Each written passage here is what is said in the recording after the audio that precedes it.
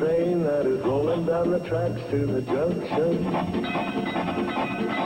Forget about your cares, it is time to relax at the junction. Lots of curves, you bet, and even more when you get to the junction. Petticoat Junction. There's a little hotel called the Shady Rest at the junction. Petticoat Junction. It is run by Joe. Come and be his guest at the junction. Petticoat Junction. Here's our lady M.D. She's as pretty as can be at the junction. Petticoat Junction. 12. 16. 7.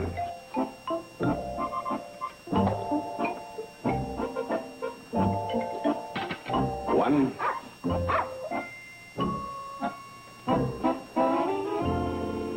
Well, this will take care of the remaining cookie. What are you mumbling about? Oh, never mind. Go ahead. Well, I'm waiting, Joe. The suspense is killing me. I don't know what you're talking about. Well, good. Maybe you've reformed. Oh, no. Joe, you're behind this. Okay, okay.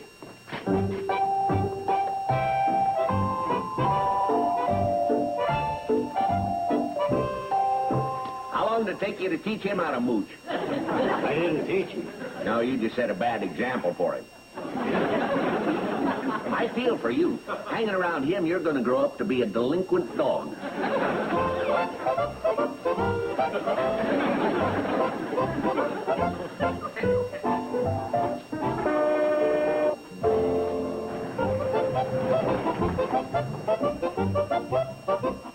I wonder who that is. Looks like old Hank Thackeray from the Pixley house. Yeah. Wonder what he's doing over here. Knowing Hank, I know he ain't over here to inquire about our good health. Didn't say that again. Hi, Drucker. Hi, Thackeray. Carson. Hi. Hardly recognized the front of your store, Drucker, when I drove up. You've made some vast improvements. Oh, thanks. Where'd you take down the hitching post? Quite a while ago, I had no need for it. Not too many jackasses were coming around. You like that, huh, Blubber Boy? How's the Shady Rest coming along? Did you finally get running water, or is that only when it rains? Thackeray, if you're through exchanging pleasantries, maybe you'd like to tell us why you came over here. Well, I'll tell you why, but you ain't going to like it. I drove over in my new jitney, which is going to put the Cannonball out of business, which in turn is going to put the Shady Rest Hotel out of business. What are you talking about? I'm going to prove to the county commissioner that my jitney can make better time between Hooterville and Pixley than the Cannonball can. Well, you're talking through your wig. Yeah, your jitney has to go the long way around. Through Crabwell Corners, over Mount Piney, through Rocky Ridge. I know that, but I can still beat the time of the Cannonball. And when I convince the commission, it'll be bye-bye, Cannonball. So long, Shady Rest. You'll never beat the Cannonball. You want to bet on that? You darn tootin' I want to bet on it. Okay, name it. Shady Rest against the Pixley house. It's a deal. No, Joe. You mean to say his jitney can beat the Cannonball? Well, I don't think so, no, but betting an entire hotel? I'd like to see you keep the bet within reason. Well, maybe you're right. Well, bet Sam's store. Yeah, well, that's... Joe! Hey, you ain't got much faith in the Cannonball. I'm waiting, baby blimp. Put up or shut up. Okay, I'll tell you what. If I lose, I'll come over and bellhop at the Pixley house for 30 days. If you lose, you come to the Shady Rest and bellhop for me. You're on. When do we hold the race? This coming Saturday. Okay, Saturday it is. I got only one problem. What's that? Where to find a bellhop uniform big enough to fit you?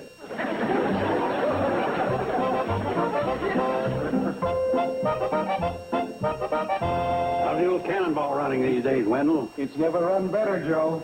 I'm glad to hear it. This coming Saturday, I'm putting you and the Cannonball in a race. Oh, dear. You're racing Thackeray Jitney from Pixley to Hooterville. Racing the jitney? Why, how could it possibly beat me? It has to take the county road, and that's the long way around.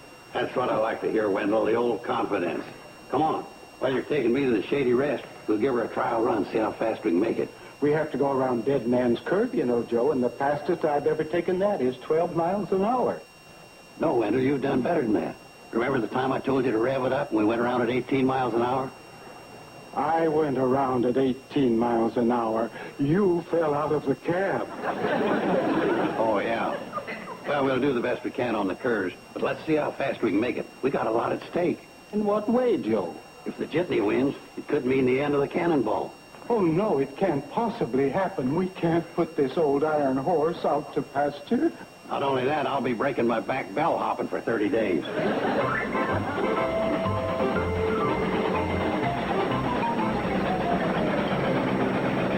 Joe, that was pretty good. I took Dead Man's Curve at 16 miles an hour. Joe? Oh, I'm sorry. What are you going to put seatbelts in this contraption anyway? 2 hours. 2 hours from Hooterville to here. And that was under racing conditions. But I don't understand. How could it take so long? Wendell, first he had to stop for Mrs. Grundy's chickens that were on the track. Then, so she wouldn't feel that he was mad at her, he parks on Willow Creek Bridge and catches a trout for her. There's another half-hour shot. Well, Wendell is sweet. Yeah? Well, sweet don't win races. Then further on down the track, we got to stop for Jug Gunderson. He's moving his still again. And you know, he makes liquor for medicinal purposes only. Well, it must work. I haven't made a house call up there yet. What are we going to do? If the cannonball loses the race, it could be the end of the Shady Rest. You know it. Since I'm stuck with Wendell, I've got to take drastic steps. Somewhere or other, I've got to build a fire under him, train him like a fighter for a championship fight.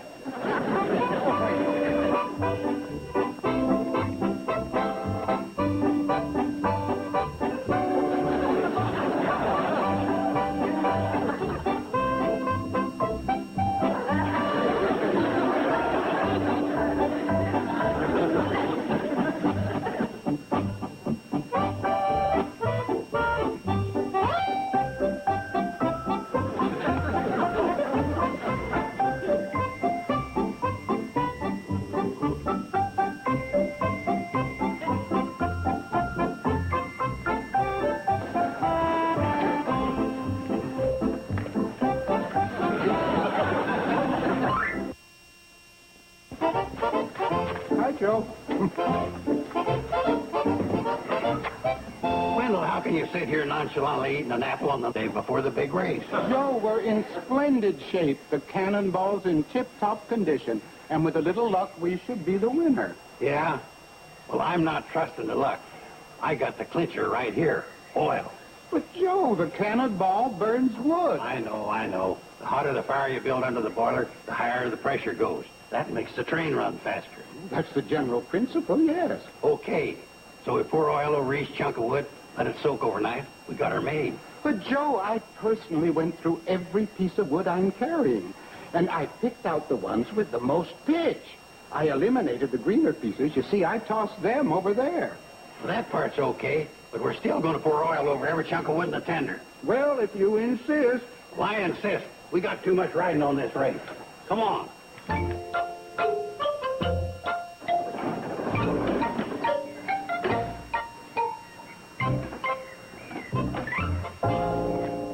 Oh, that was a wonderful dinner. Wendell, you better get up to bed. But, Joe, it's still daylight. Okay, but you better turn in pretty soon because I want you in good shape for tomorrow.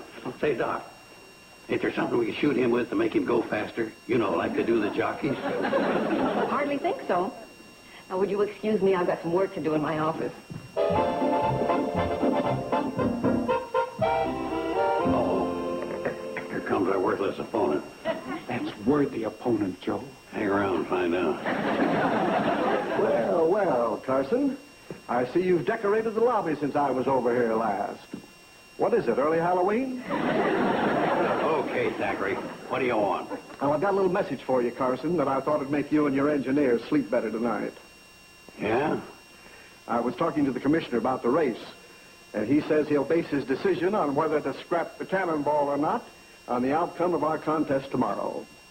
Oh, dear. Don't panic. The commissioner don't scare me, not as long as he's an honest and fair man. Well, I can assure you, Carson, they don't come any more honest or more fair than my brother-in-law. I wouldn't worry, Carson. Maybe you could convert the place into a duck blind. And Gibbs. Yes, sir? About the cannonball. They're looking for stuff to fill in Miller's swamp. He shouldn't have said that. He's making me fighting mad. That's good. Now you go on up to bed and try and stay that way.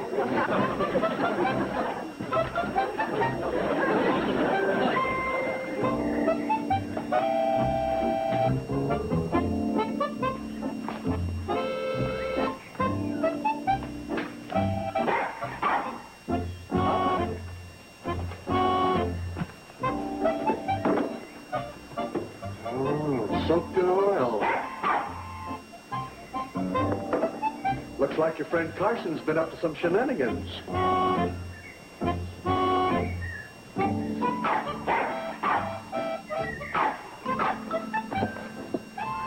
Green.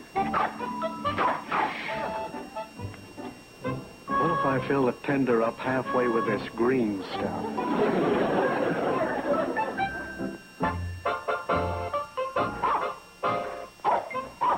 Quiet out there. Plotting this race. You know, I'll have Steve give me a bird's eye view from his plane. What's the matter with Dog? Who knows? What's wrong, Stella? There is something wrong. Yeah, I can tell by the sound of his voice. Don't get all shook, girls. He probably just spotted a rabbit or something. Yeah, I suppose you're right. Quiet, you. You'll wake Wendell. Tomorrow's the big day.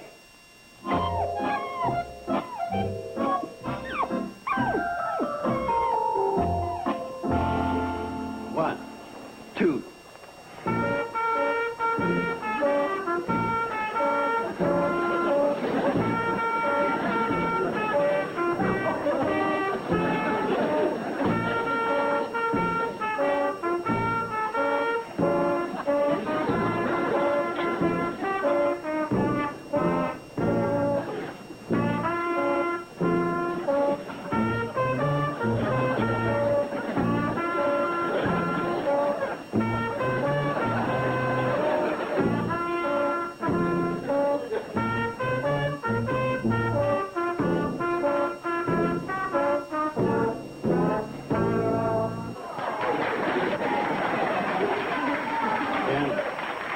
That was your finest hour.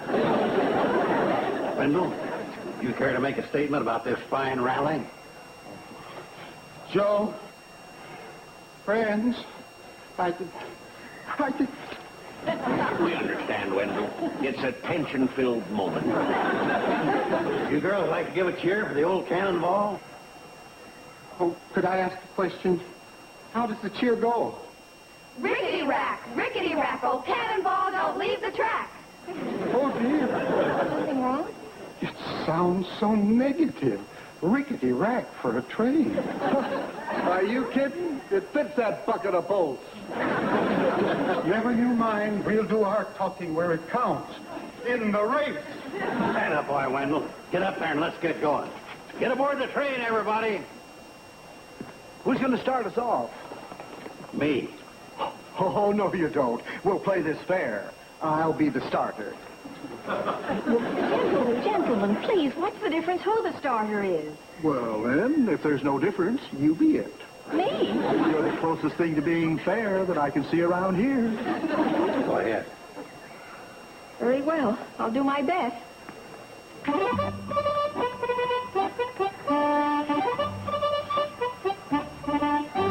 Gentlemen, start your engines. Ready?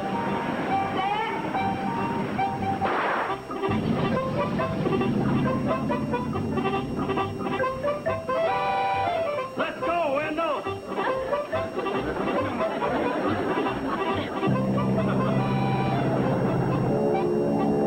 Wendell, we're crying out loud. This is it, the race. Joe, I can't move.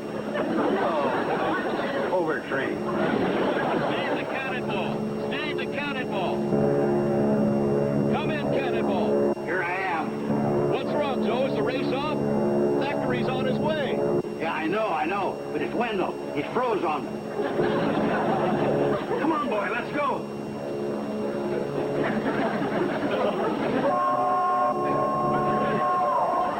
Sorry, Steve. Wendell. Oh, thanks, Joe. I needed that. Let's go. Right. Get out of the way. You have a point.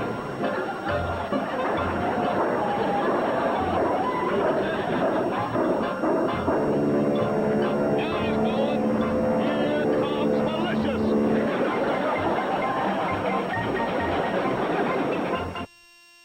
What are you doing, Joe? Should be making bends crossing any minute now. Throw on another log. Pressure's right up there, Joe. That's what all our shoes ought to soak them logs in oil. Throw on another. How we doing, Steve? Looking good, Joe. The jitney's just going around Mount Piney. Now, if you don't make any more stops, you should be home free. Don't worry, we ain't stopping. Hear that, Casey? What now? Mrs. Grundy, and she's waving a handkerchief, the emergency signal. Oh, she's just cheering us on. We don't know that. Could be one of the children is sick. Look, Wendell.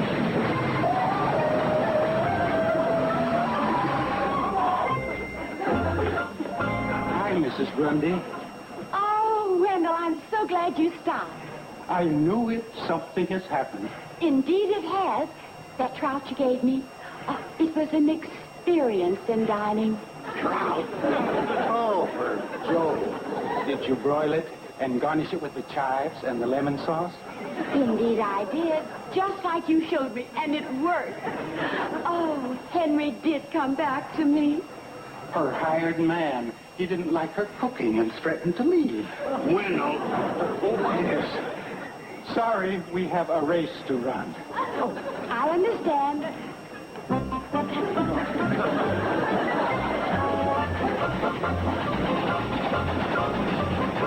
Hope you don't come up with any more nutty ideas for stopping.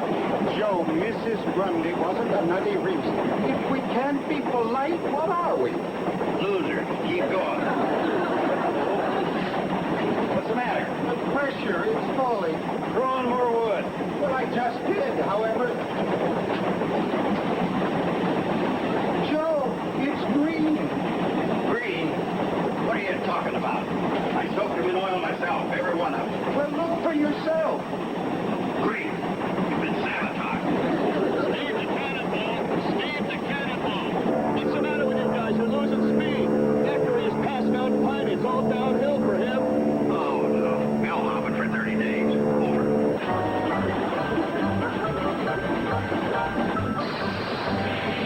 What are you doing? Sorry, Joe, we'd have had to stop anyway. Why? We might have run over somebody.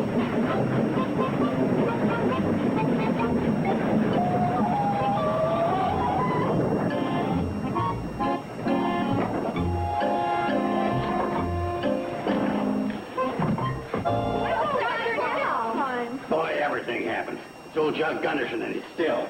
I'm sorry for the inconvenience, Wendell, but I'm just one jump ahead of that revenuer. Oh, dear. Jug, haven't you thought of trying something legal? This is legal. It's for medicinal purposes. I use it myself. Maybe I should try it. No, I'll try it. Hey, stop it, Joe. Joe, you can't do that. Joe, do you hear me? You can't do that. He did. See if this will do anything for Greenwood.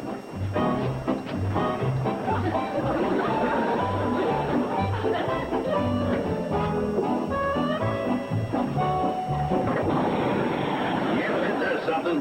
Hey, Wendell, get everybody aboard. Let's get going. Joe, what are you doing? Never mind. Let's get moving. Oh, boy, get aboard.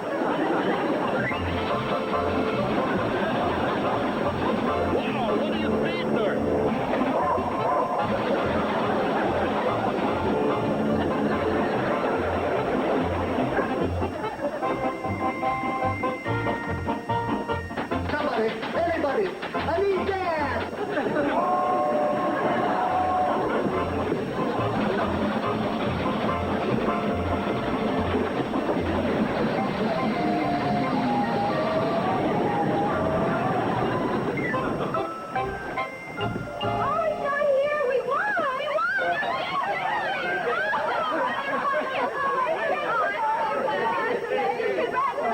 Nice going there, Wendell. Yeah, boy. Where's Uncle Joe? Yeah, Connie, what's with you? Joe. Well, I'll tell you. He fell out of the cab going around Dead Man's Curve. He always does that. But he's all right. Landed in a haystack and waved me on to victory. Well, look who's here.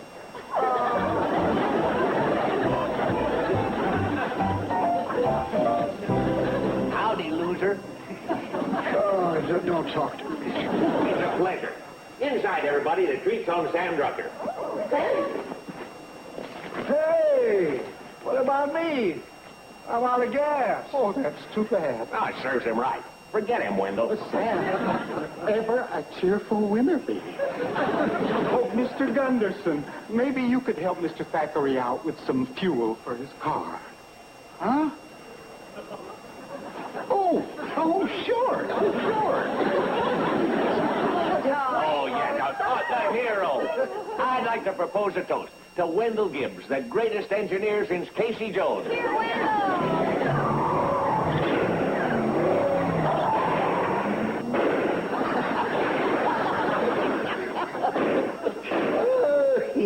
This is a day. I found myself a legal profession.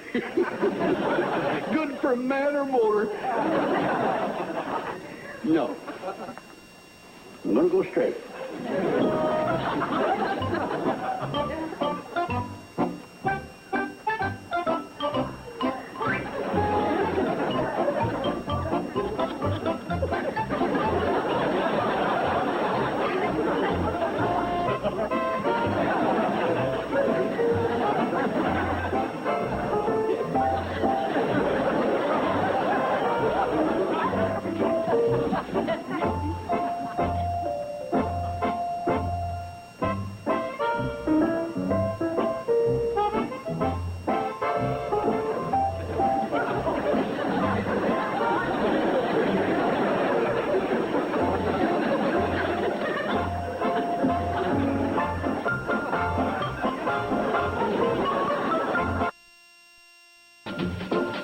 Tonight at 8 on the $1 Million Movie. Dolores Hart and Hugh O'Brien star in Come Fly With Me.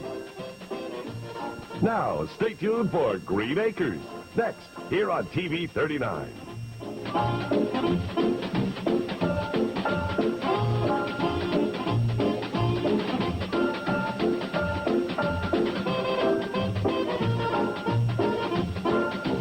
Petticoat Junction. Come ride the little train that is rolling down the tracks to the junction. Forget about your cares, it is time to relax at the junction. Lots of curves, you bet, and even more when you get to the junction. Petticoat Junction.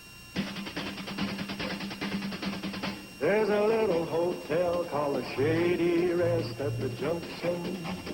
Petticoat Junction. It is run by Joe. Come and be his guest at the junction.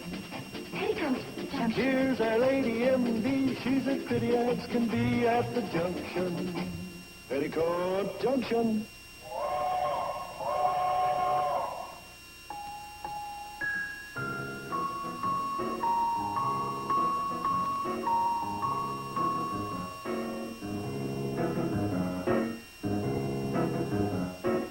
Never before and never again could anything more romantic and beautiful be. Never before and never again could anything more romantic and beautiful be. Never before and never again could anything more romantic and beautiful No be. two people have ever been so in love. So in love. Been so in love. Been so in love. Been so in love. It's incredible. No two people people have ever been so in love. Been so is my lovey-dove and This I. unique, the positive ego, we are the most unusual couple on No earth. two people have ever mooned such a moon. Moon, such a moon. June, such a June. June, such a June. Spoon, such What a he spoon. means is that no two people have ever been so in Been tune. so is my macaroon and I. And when we kiss, And when we kiss, oh, when we kiss, it's like this. well, it's hysterical, it's historical. Let me tell it. Be my guest, dear. No two people have ever been so in love. Been so in love. Been so in love. Been so in love. Been so in It's love. impossible no two people have ever been so in love. Been so is my lovey-dove and This is the I. cream, the very extreme, the sort of a dream you couldn't imagine at This all. is unique, a positive peak. Oh, we are the most unusual couple on Never earth. before and never again could anything more romantic and beautiful be. No two people have ever been so in love.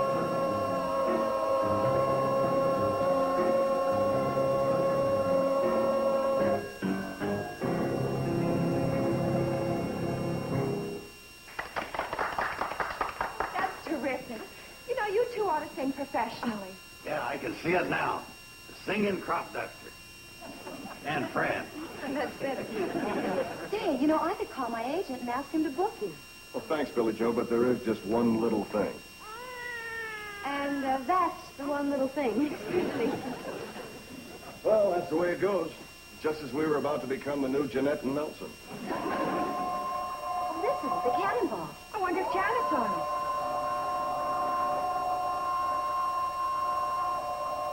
What do you think? Wendell must be using up all his pressure. Let's not just stand here. Let's go and greet her. Oh, yeah. She'll be great to have her back. Hi, Janet. Hold it, everybody. Say, Doc, the day after you left, I cut my finger whittling. Is that healing all right? Uncle Joe, she just barely arrived. I'm just showing her that I'm loyal and didn't run off to another doc. They might have charged you. Yeah, that might have. Well, that was only part of it. It's healing beautifully, and you look fine. In fact, you all look just fine. Well, thanks. Oh, thanks, Steve. Oh, don't mention How's it. that adorable baby? Well, the last I heard, she was in great voice. Can't wait to see her. Let's go up to the hotel. All right. Right. You coming too, Wendell? Might as well. I can't go anyplace anyhow. I used up all the steam on that whistle. Welcome home, Janet. Oh, my. You know there isn't any place that's as homey and comfortable as this. Measured right after them New York hotels, huh? Measures right up there, Joe. Hi, Janet. Welcome back. Thank you. Oh, golly, Kathy Jo just dropped off to sleep. Oh, well, then I'll see her in the morning. Doing well, is she? Beautifully. Okay, everybody, come on. So glad you're home, dear Janet. So glad you're home. We miss you all the while. So glad you're home, dear Janet. So glad you're home. We don't have any more words. Oh, that's marvelous. That's the way we really feel. Well, you certainly do make it difficult for a person. What do you mean? I don't know how to tell you this, but I'm going to be leaving. No, You can't leave. We need you here. you're part of the family. Yeah. You're just getting going. You built up a pretty good route. Well, Joe, it ain't like she was delivering papers. Well, she understands. Point is, she started a good doctoring business here, and it'll improve. Why, I was just waiting until you got back to get sick. Oh, well, thank you all, and thank you, Wendell, but I'm afraid my mind is made up. Now, this isn't just a spur-of-the-moment decision. I've been offered the opportunity to work with one of the world's greatest neurologists, Dr. Pope. Oh, that was going to be my specialty before I elected to go into general practice. And I thought it was all behind me, but this sort of a thing just happens to be the chance of a lifetime. So you're thinking it over, huh? Uncle Joe. I'm just giving her an out. I'm sure you must know how difficult a decision this was to make. I hope you understand. Yeah. Okay, you can go.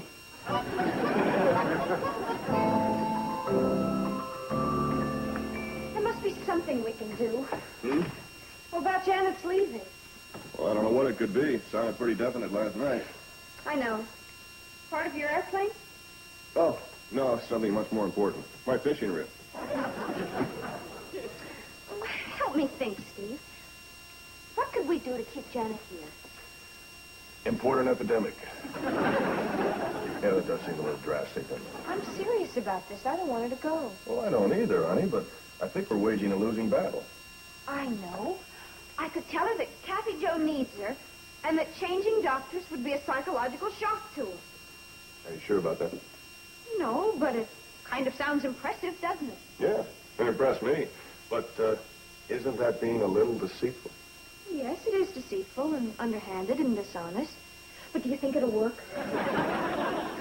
Well, I'm getting desperate. And I feel that somewhere we must have failed. You know, people have to think that they're wanted and needed. Well, I thought we had indicated that. But maybe it hasn't gotten through to her yet. And when she gets here, I'm going to spell it out. Janet, before you make your final decision, there's one thing I want to make very clear to you. Every one of us here in the valley needs you and wants you. That just might do it. I don't see how it can miss.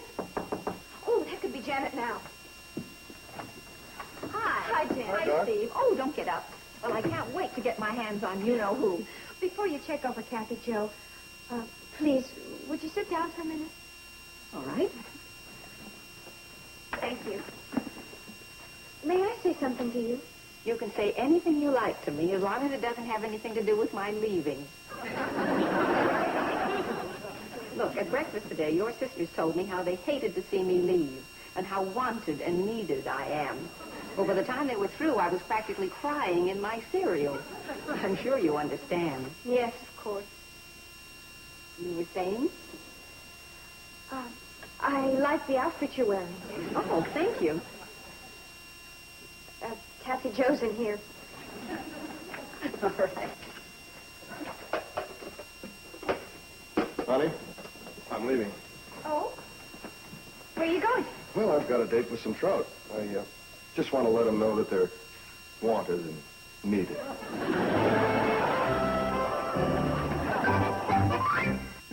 Petticoat Junction will return after these messages.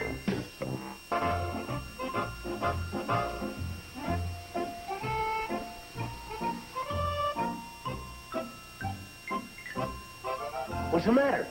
Wait a minute. This may be it. This may be what was wrong with my putting grip. Oh, for crying out loud. Don't talk when a man's putting.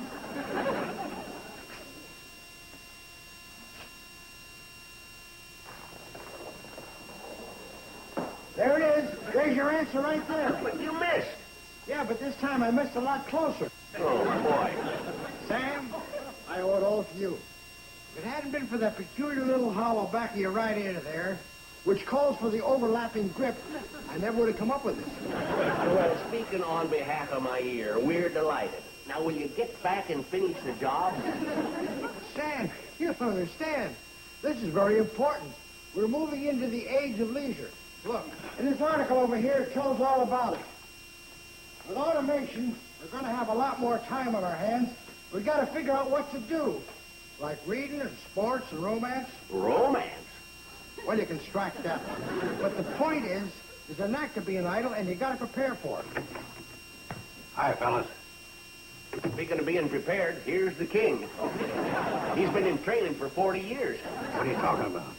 This article here, The Age of Leisure and How to Prepare for It. Oh, well, that's not for me. Drive me batty sitting around with nothing to do. What's the matter? Well, if a bolt of lightning strikes, I don't want to be too close to you. Hey, that's pretty good. You get it, Joe? You said it could drive you batty sitting around with nothing to do, and Bert said, he said... Oh, forget about it. This ain't no time for laughing. We've got a problem. Doc Craig's moving back to the city. Moving back? Oh, yeah, I would have mentioned it, but Bert got me sidetracked with that stupid golf gadget. What you moving back for? Oh, I don't know. It's something about a better offer, chance of a lifetime. You know women, they don't need much of a reason to do something. Chance of a lifetime? That's some inducement.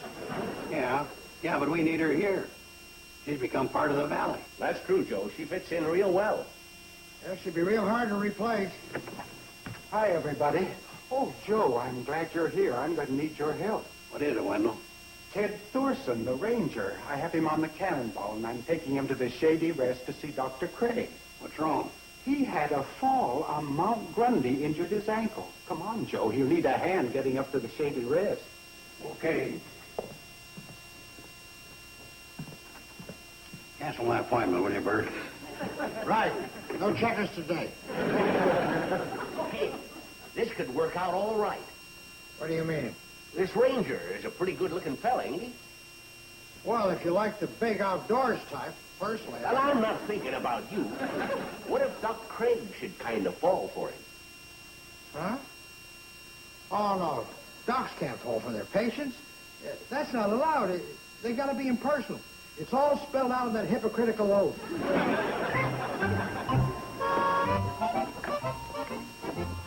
Hi, girl.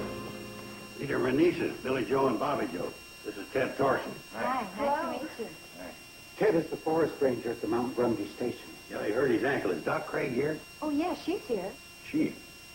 What didn't I mention? Doc Craig is a lady. No, you didn't. Look, maybe I better go into Pixley and see Doc Stewart. Oh, we recommend Dr. Craig highly. She's very good. Anyway, Doc Stewart's semi-retired. You can't do better than Doc Craig. Doesn't look like I've got much chance of even trying. I know what you're thinking. First, I didn't go for a lady pill peddler. So if you don't want to... What's the matter? Oh, Bobby Joe, would you get me some boxes? This packing up is quite a chore. Oh, hello. Hi. This is Dr. Craig. Yeah. I mean, hello there. Well, hello. You heard his ankle. He wants us to take him over to Doc Stewart's. Oh, no. I mean, I wouldn't think of putting you out. That is, I'm sure Dr. Craig is very capable. Well, thank you. Won't you come inside? Let me take a look at you. Yes, ma'am. Doctor.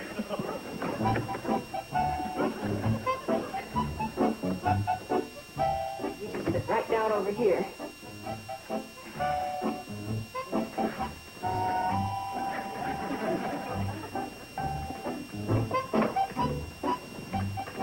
What's your name? Ted Thorson. Your address? Mount Grundy Ranger Station, Hooterville County. Age? 37. Okay. 41. Married? Uh-uh. Are you? I beg pardon? Well, this seems to be one-sided. You get to ask all the questions. Well, that's the way it's supposed to be. After all, you are the patient, you know. And you're the doctor. And that gives me the right to ask questions. After all, I am in your hands. Okay, I'm single. Anything else? Nothing important. Oh, yeah. Where'd you go to school? Why? Well, I'd like to know what kind of grade you got. I mean, if I'm to be treated, I'd like to have a doctor that got A's. How do I know? Maybe you flunked ankles. No, you didn't. Over there, please. I'll take a look at you.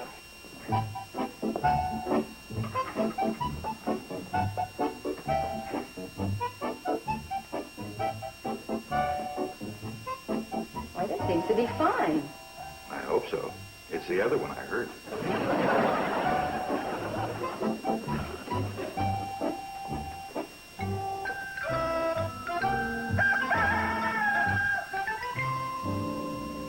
Then she took him into Pixley for his x-rays and then brought him back here. He's staying up in room number 8. Well, that sounds encouraging. Oh, I'll say. Of course, with doctors, you don't know. It could be strictly a professional interest. Yeah, I suppose so. Oh, hi, Betty Jo. Hi. This is for our new patient. Eggs, sausage, flapjacks, grapefruit, orange juice, muffins. Well, we want him to stay. You can't say we're not doing our part. You sure can. Good morning, Billy Joe. Oh, is that for Ted, our patient? That's right. Well, why don't I take it up to him? Oh, no, that's okay. I don't mind. Oh, but I want to. I mean, I might as well. I have to take his temperature anyway. Oh, well, in that case.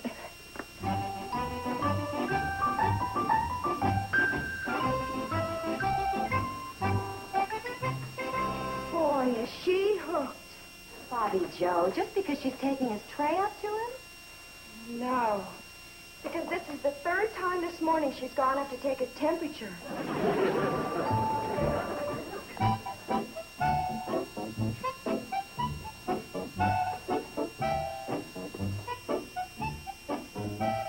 Ted, it's your move. Huh? It's your move. Oh, yeah.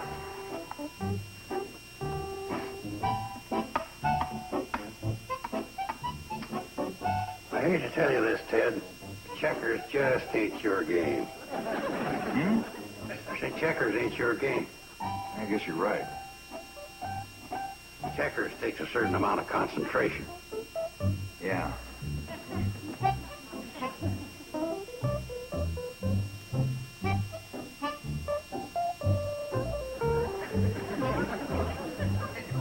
Play another game?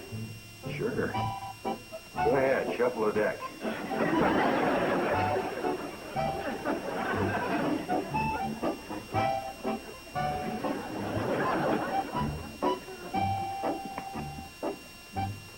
What are you doing?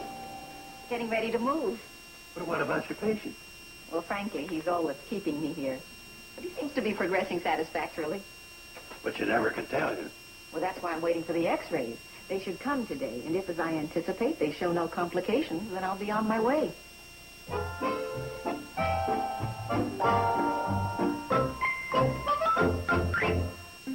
Petticoat Junction will return.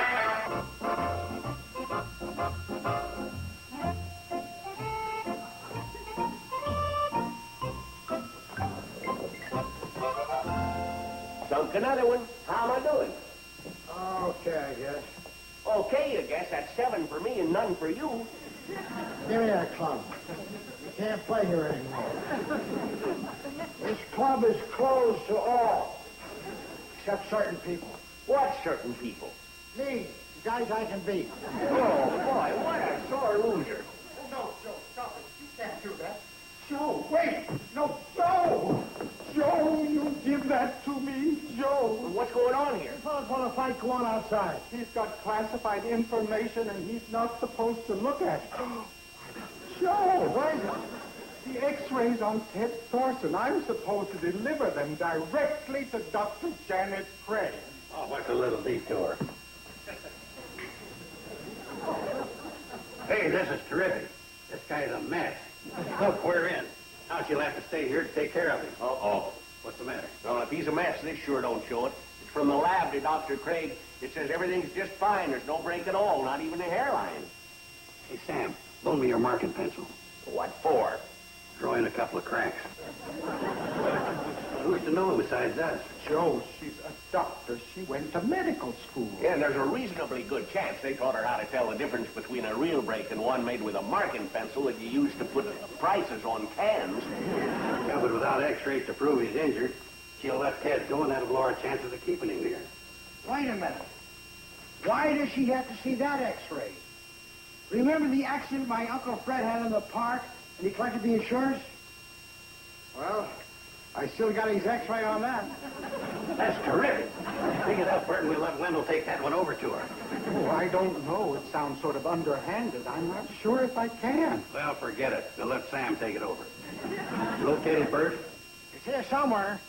Because years ago, I promised Mother I'd never practice anything deceit. You know, this was a very historic case. Made old Irv Simpson stop selling insurance. Tell you how it happened. My Uncle Fred took out a policy in June. By golly, he had the accident on the 4th of July. Lucky old Fred. It isn't that I don't want Janet Craig to stay here, but I question these methods. Here, let's look at it. Oh, isn't that a beaut? I can't tell a thing from that. Me neither. But he collected $300 on it. That's good enough for me. Come on, let's go. Well, Joe, you can't... Are you coming? Of course. It's my uncle's X-ray, isn't it?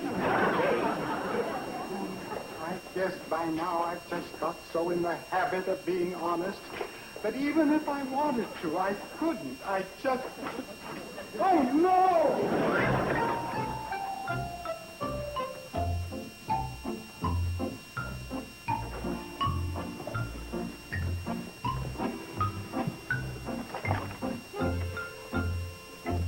Oh, that's the real one here.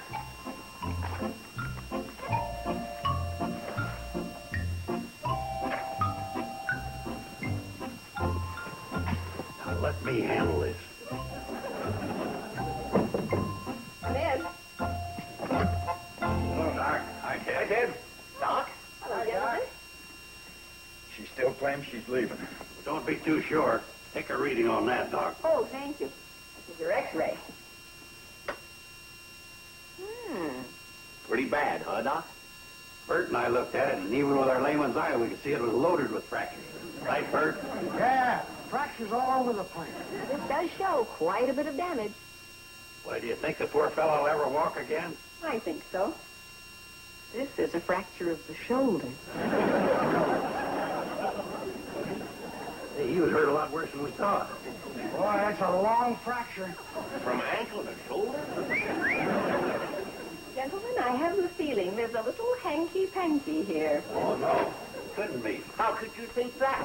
Mercy, mercy. You fellas. You ain't buying it, huh?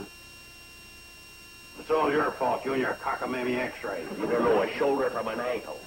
Can I help it if my Uncle Fred takes a bad picture? Where is the real X-ray? It's out there.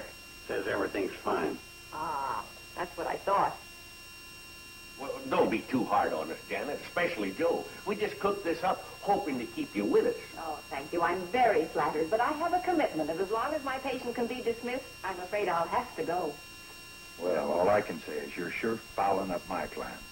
Pardon? I was all set to wreck the other ankle next week.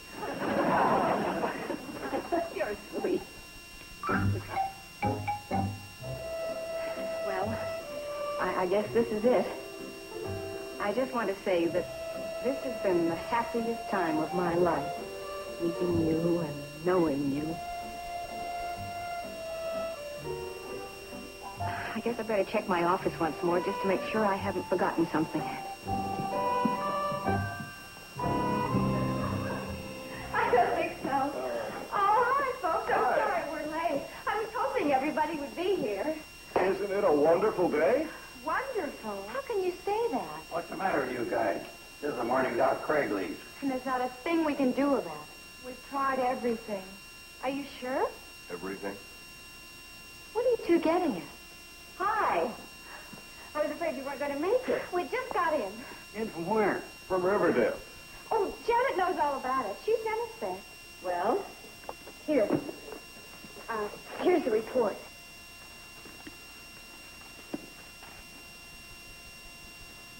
Gentlemen, would you be good enough to help me put my things back into my office? You mean you're not going? You mean you're giving up the job? You ain't gonna take it? You bet I am. I want to be here when Kathy Joe's brother arrives. Son, I gotta hand it to you. You come up with something even I didn't think of.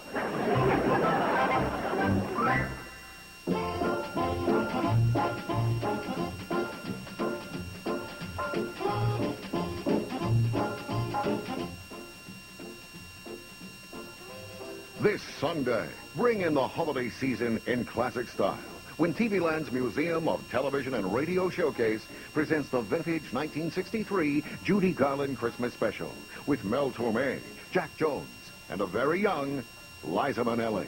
Sunday at 7 p.m. Eastern, 4 Pacific, only on TV Land. Now stay tuned for Green Acres, next on...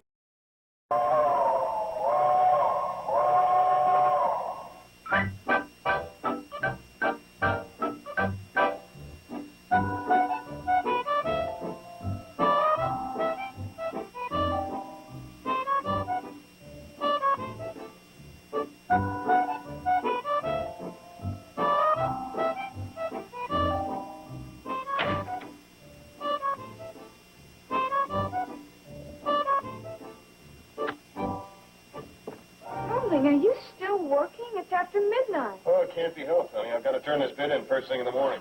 Maybe I can help. Well, it's pretty complicated. Honey, the whole knee is crushed. All right. No, you see, this is a bed to spray some government acreage, and it's composed of irregular plots of ground. Now, to calculate the total area, I have to use trigonometry, analytical geometry, shoot the angles, compute the functions of the angles, tangents, cotangents, sines, cosines, then estimate the amount of insecticide it'll take to cover that area, how much fuel for the plane, allow for variables such as wind, then boil the whole thing down to a concrete bid low enough to land the job and make enough money to send Herschel there to Harvard. Elizabeth may not go to Harvard. You mean we're going to have a 50-pound girl? One of these days. Seriously, Great Pumpkin. This is a pretty complex problem involving the relationship of volume to space. Well, if the truth were known, I'm probably a genius at solving problems of volume and space.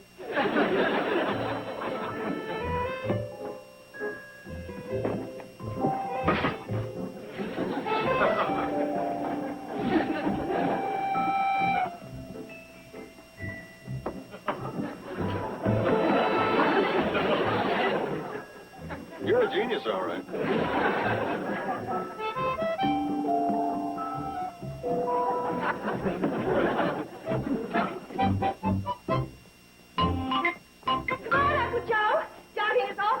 Not with me, it ain't.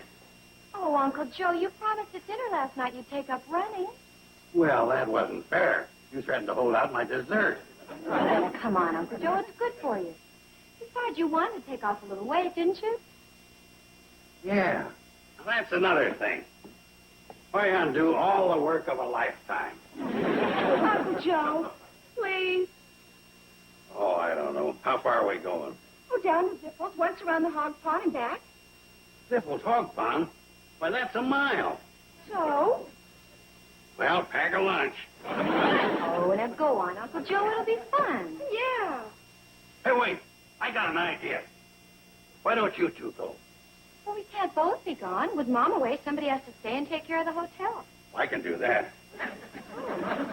Well, all right, then. Now, let's see. There's mattresses to be turned, floors to be waxed, windows to be cleaned. Like I said, a little jogger never hurt anybody. Come on, Bobby.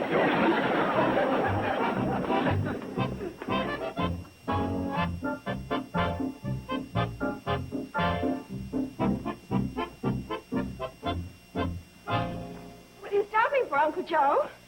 Because this ain't right. Whatever happened to ladies first? We tried that, remember? Only when I went first, you didn't follow.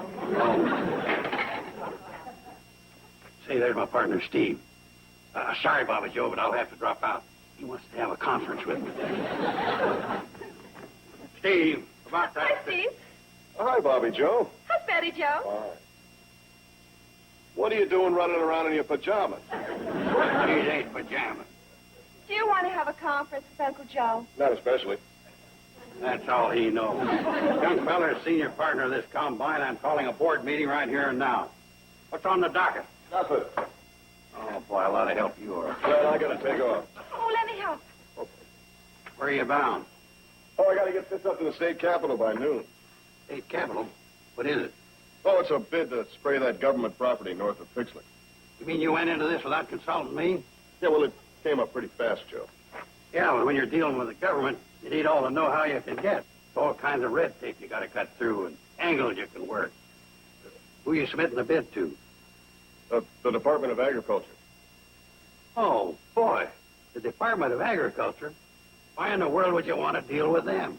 Well, they're the ones who called for the bids. Oh. Well, I hope you know what you're doing. I hate to see things go out of here without my okay. Well, I got to get on with my jargon. Come on, Bobby Joe. Department of Agriculture. Why didn't I think of that?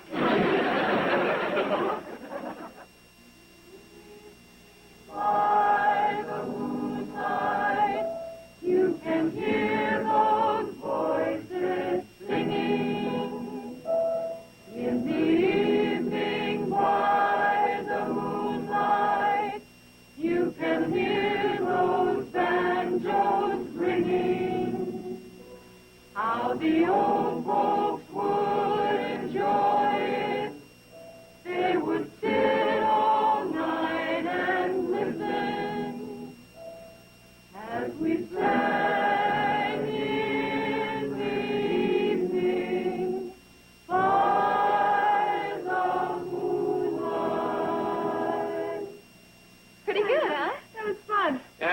it just ain't the same without Kate. Oh, no offense, Billy Joe, but she used to play good and loud to cover up our mistakes. Well, she'll be back soon. Hey, any sign of Steve? No. That poor guy, he's been hanging on my phone ever since he got back from the state capitol. Of course, that's a break for me. He watches my store at the same time. Golly, I hope his bid is accepted. He ain't never going to hear from that bid. I tried to tell him that this morning. What do you mean, Uncle Joe? Well, he went about it wrong. You don't get action from the government by merely submitting a bid. You got to lay the groundwork, do some lobbying, make the right contacts. Now, if he'd have come to me, I'd put him in touch with people in high places. Who do you know in high places? I got a lodge brother that's assistant forest ranger, Fred Wilson. He'd do anything for me. Yeah, and he's in high places, too. He's got the station on top Mount Grundy, 6,000 feet up. Oh, you're missing the point. Fred, being a government employee, knows the right people. He's the one that introduced me to Dirksen. Uncle Joe, you met Dirksen? I was standing as close as I am to you. I shook his hand and said, "How are you, Clem?" You mean Everett? No, Clem. He's secretary of the Pixley Grange. Here comes Steve. Oh, he looks miserable. I guess he didn't get the contract. Of course he didn't. I'll put him wise.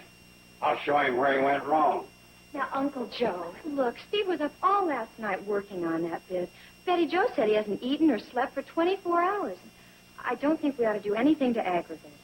Who's going to aggravate him? You are. Joe, so help me, if you say one word to that boy, I'm going to hide your teeth. What are you talking about? I've got my own teeth. Well, you won't have if you say anything. Well, you forget about it, darling. You tried your best. Now sit down and I'll get you a nice plate of dinner. Chicken and dumplings.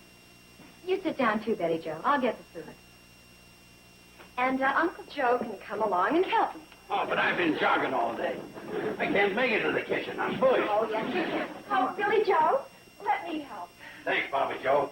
I'm about to drop in my tracks. You mention that bid to Steve, and I guarantee you'll drop in your tracks. I swear on oath I won't bring it up unless he brings it up first. Well, I got to get going.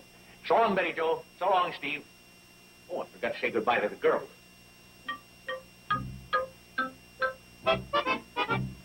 Oh, boy, that feels good.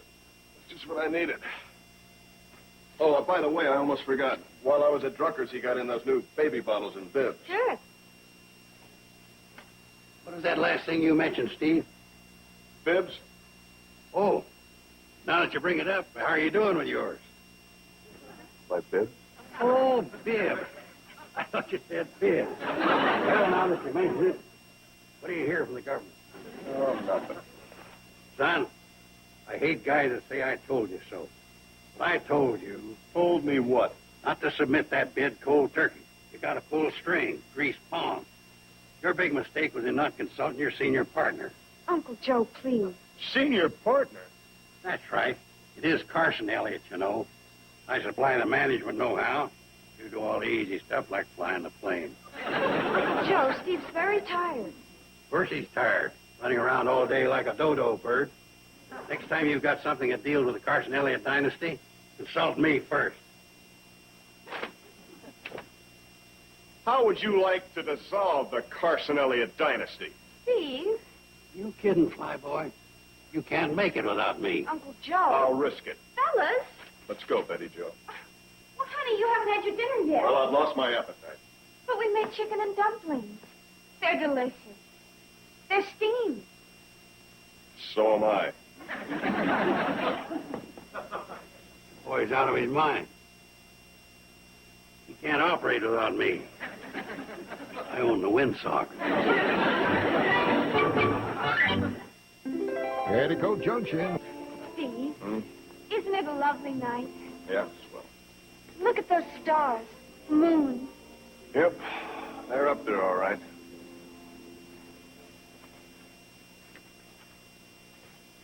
Steve, a telegram. It's for you. Oh, man, if this is what I think it is.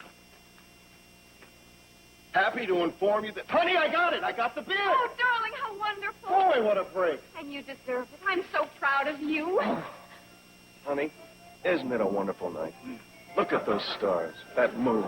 Yep, they're up there all right.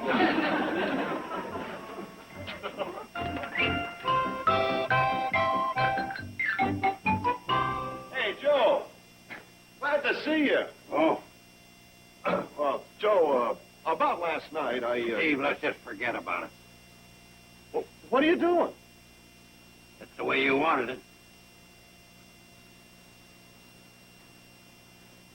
In case you forgot, this belongs to me. Well, yeah, Joe, but, From now on, you're on your own when you want to know which way the wind's blowing. Hey, Joe, that government contract came through. It did, huh? Yeah, isn't that terrific? Yeah. I guess you really don't need me now.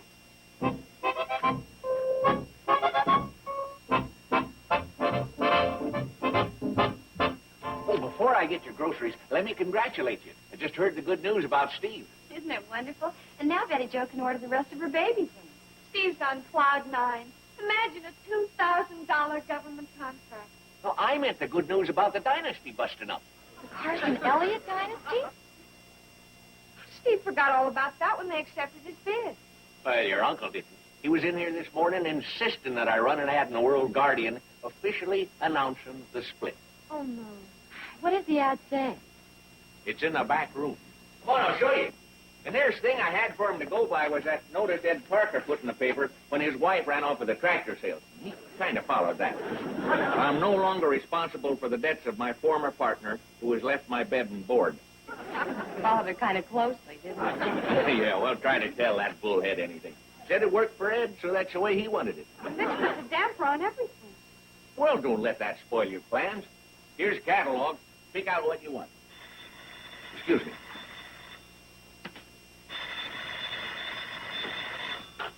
Drugstore.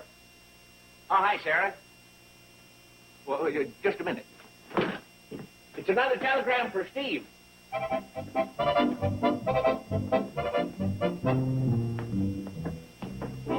Yeah, okay, shoot. Uh-huh. Huh? Yeah. Yeah, well, I got it, yeah. Thanks, Sarah. Something wrong? Well, maybe you better postpone that ordering for a while. What do you mean? What is it, Mr. Drucker? So you expect me to violate my trust by revealing the contents of this telegram? Yes, I do. You got a point. It's from some guy in the Department of Agriculture. Advise you hold off executing crop dusting contract pending my arrival tomorrow a.m. Signed William R. Blake. Wonder what that means. I don't know, but it doesn't sound good.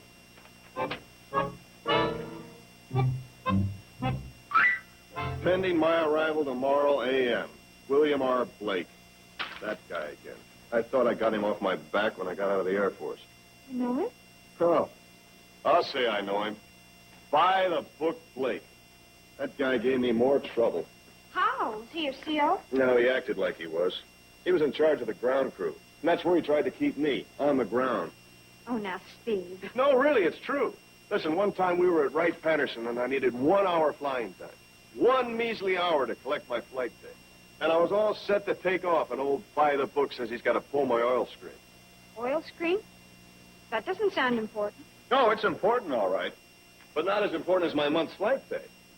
Well, I got one of the boys to decoy Mr. Blake, and off I went. Boy, was he mad. Sounds like he has a little more authority now. Oh, yeah. He's probably found some technicality to... Hey, wait a minute. I've got a technicality, too. What? Well, there's a clause in the contract that says once I've started the job, there's no breaking it on either side. Well, honey, first thing in the morning, I'm going to start the job. Before he even arrives. Steve, No. I know what I'm doing. Now, you just order all those little goodies from the catalog and let me handle Mr. By the Book Blake. Uncle Joe, time for your morning exercise. I'm way ahead of you. Instead of jogging all over the valley for exercise, I rigged up this stationary bike. that's a very bright idea. And pedaling is great exercise. It sure is. Well, I'll jog over to Zippos by myself. Hey, Joe.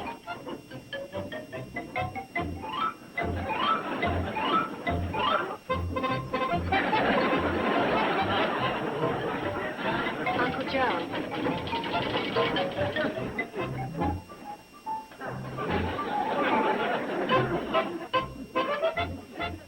What a dirty trick, making him do your work. I'm doing him a favor. Look at him. No punch. All right, Uncle Joe. Now hit the road. Oh, Billy Joe. Come on now. You made a deal. All right, all right. Oh, knock it off. You weren't so great in there. When it comes to being a squirrel, you leave a lot to be desired. Don't, boy. I'll have you out of there in a minute.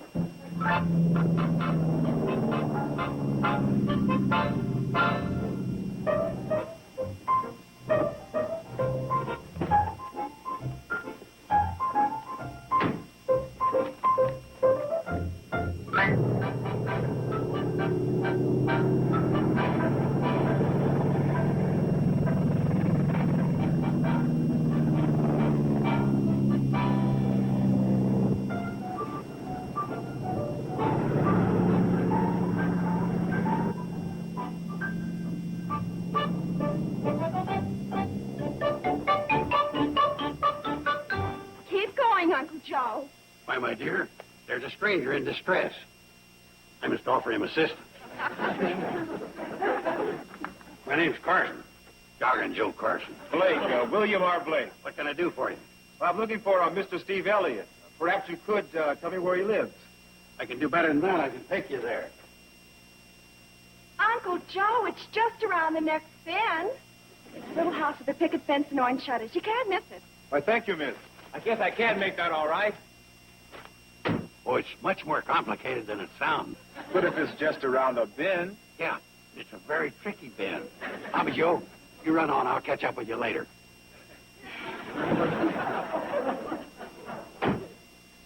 What did you want with Steve?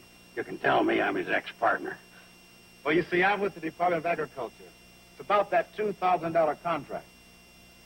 I'll probably be taking the kid back into business with me today. Oh, well, then maybe I should tell you. Steve's gotten himself into quite a mess. Like I was saying, I'm his ex-partner. Little house with a picket fence, orange shutters, just around the bend. You can't miss it.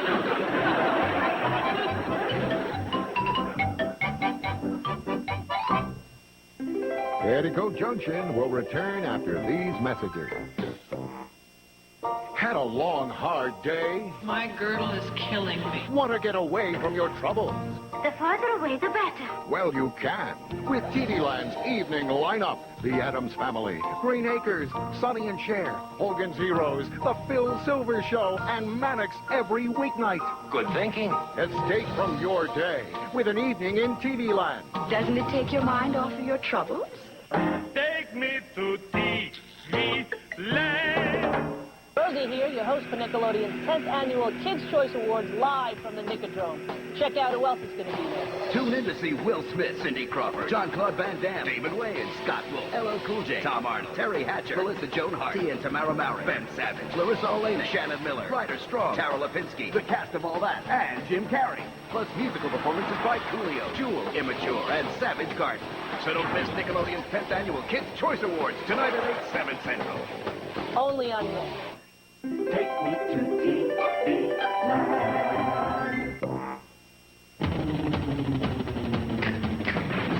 Adams resident. Oh, I'm back! Now control yourself, Gomez. I'll have you quartered, flogged, and keelhauled. Very cheerful. Reverse barbarism. So nice to have a thing around the house. Thank you, sis. Anybody can tell what kind of a family we are. Nice. Can I play autopsy with it? Capital idea. I'll even show you how to juggle meat cleavers. Very sporting. But Adams doesn't know the meaning of the word fear. I do. I'll shoot him in the back. It's the old Adams spirit. Querida. Darling, we need help.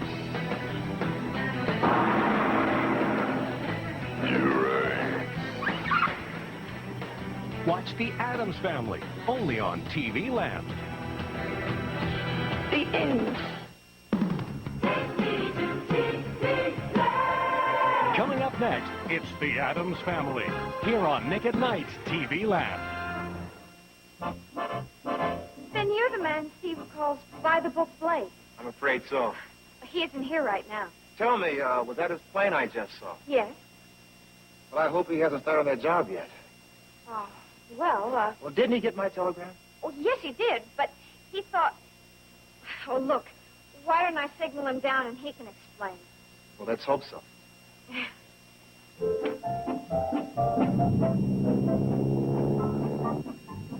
Yes, so I think you better come right down. Over. Okay, honey, be right down. No sweat. Over and out.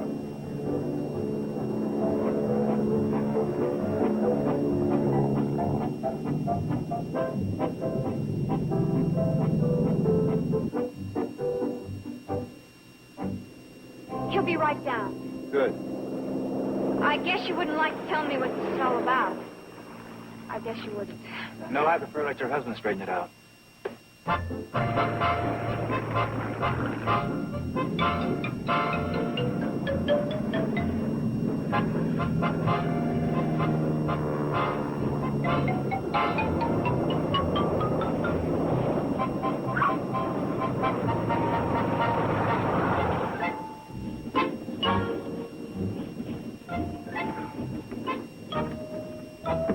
Well, well, oh, by the book. Good to see you again, Lieutenant. I was a captain, remember? Oh, that's right. They did promote you in spite of everything. Yeah, they get pretty careless. Look, champ, if you're here to stop me, it's too late. According to the book, once I've started, that's it, right? Great, so. Oh, so what happens now, mechanic? You lose your shirt, Ace. This is your bid, right? Yeah, right. Made a little mistake there, Captain. Oh, now, wait a minute. I worked all night on this thing. I calculated that area to the square inch. I figured... Oh, your trigonometry was beautiful. And your analytical geometry was magnificent. And your computation of space-volume relationship was positively spine-tingling. But you, old Dad, flunked dots. What are you talking about? You put the dot behind the wrong zero. This bid says you'll do the job for $200. No, 2,000. See right there, 200.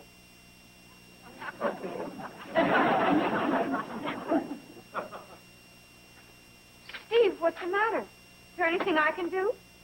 Yeah, honey, you can put Herschel there up for adoption. I don't think we can afford to raise him. Now, don't lose your cool, Ace. I've prepared another bid with all the little decimal points in the right places. Be care to sign it. It's just possible that once again, old by the book can save your neck. What do you mean, once again? When did you ever save my neck? Oh, you're right. You're right. You took off before I could pull that faulty oil screen. Oh, now, just a minute, Mr. Blake. Steve told me about that. He flew the hour he needed and collected his flight pay. Yes, ma'am. And we collected him from the middle of the Ohio River when his engine conked out. Well, honey, it would have ruined the story.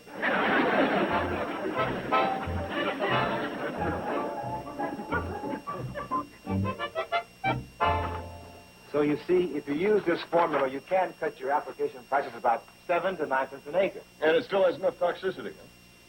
Right. Now, here's something else to remember about making bids. So glad Steve and Bill are getting along. It's a real break having a friend in the department. Steve could have been in a lot of trouble. Good idea stopping by here, Bobby Joe. This little snack's just what I needed to build up my strength. And while we're on the subject, you really ought to pay a little more attention to your lapse flying time. Now, hold it right there, chum. You're telling me about flying. Well, it's time somebody did. Look, it says right here in the book, you've got to at least allow 1 3/4 minutes for each turnaround. Well, then why don't we let the book do the flying? That might not be a bad idea. Hey, fellas, you're not in the front. I mean, why do you always have to fight? Who's fighting? We're just having a business discussion. That's a business discussion? Well, women don't understand things like this. Just like me and Steve the other night, right, partner?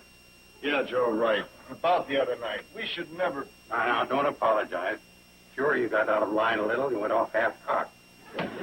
Now, wait a minute. Oh, look. Steve and Uncle Joe are going to have a business discussion. What? Right, partner? Right. Partner? I always admire a man that'll admit he's false.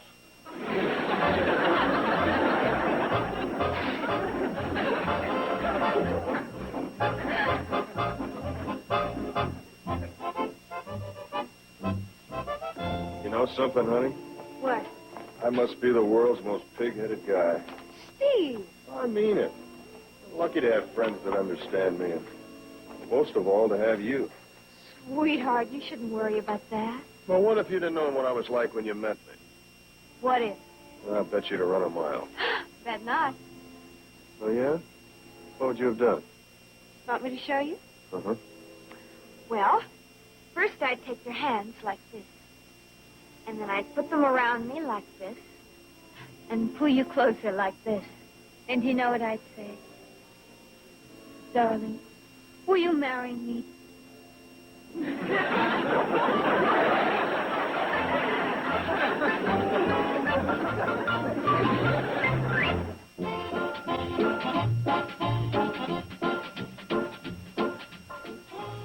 Today, TV Land presents a cavalcade of detectives. Cool detectives, cop detectives, hard-boiled detectives. Don't miss any of them on our Detectives edition of Saturday Cavalcade. Coming up at 12 noon Eastern, 9 a.m. Pacific, only on TV Land. Now, get ready to experience a TV Land retro-mercial. Next. Petticoat Junction.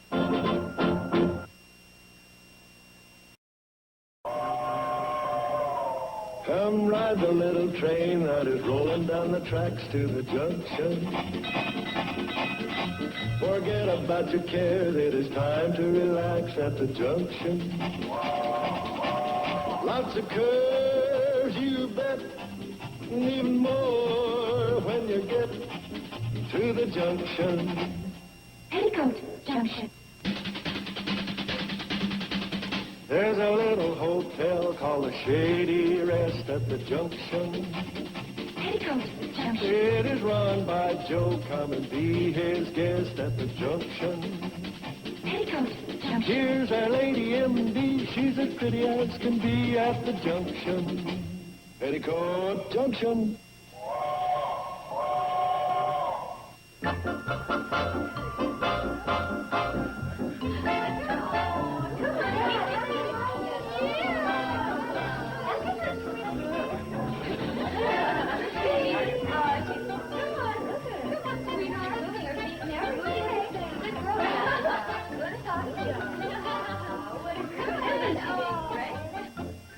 That's my little 1984 Olympic champion. Maybe she'll swim the English Channel. Well, she can already kick her feet. Well, I don't think they allow channel swimmers to have their aunts walk along beside them. Want to try it again, sweetie? Come on, kid. Come on. Uh-oh, go away. Come on, here we go. Hey, I said go away. Sorry, boy, not this time. No men allowed. Come on, Kathy Jo, let's try it again. Come on. Come on.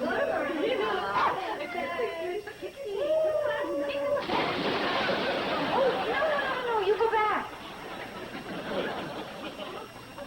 There it is, Kathy Jo. See? That's the way to do the dog paddle.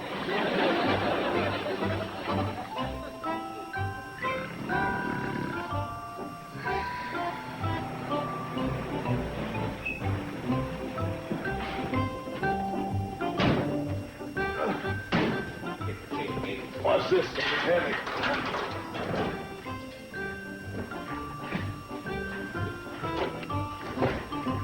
Boy, we could sure use some help with this stuff. Sure could. I've got it. Okay. Oh, I'm so sorry, Joe. That's all right. Got another load, huh? Yep, another load. We were kind of wondering where we could get a little help. Oh, gosh, why didn't you say so? I'd be glad to give you a hand. The old double detached slip disc, huh? Yeah, she slipped out again. I'll give her a rest. Maybe I can help you on the next load. Joe, this is the last load. Oh? Well, what do you know? It slipped back in again.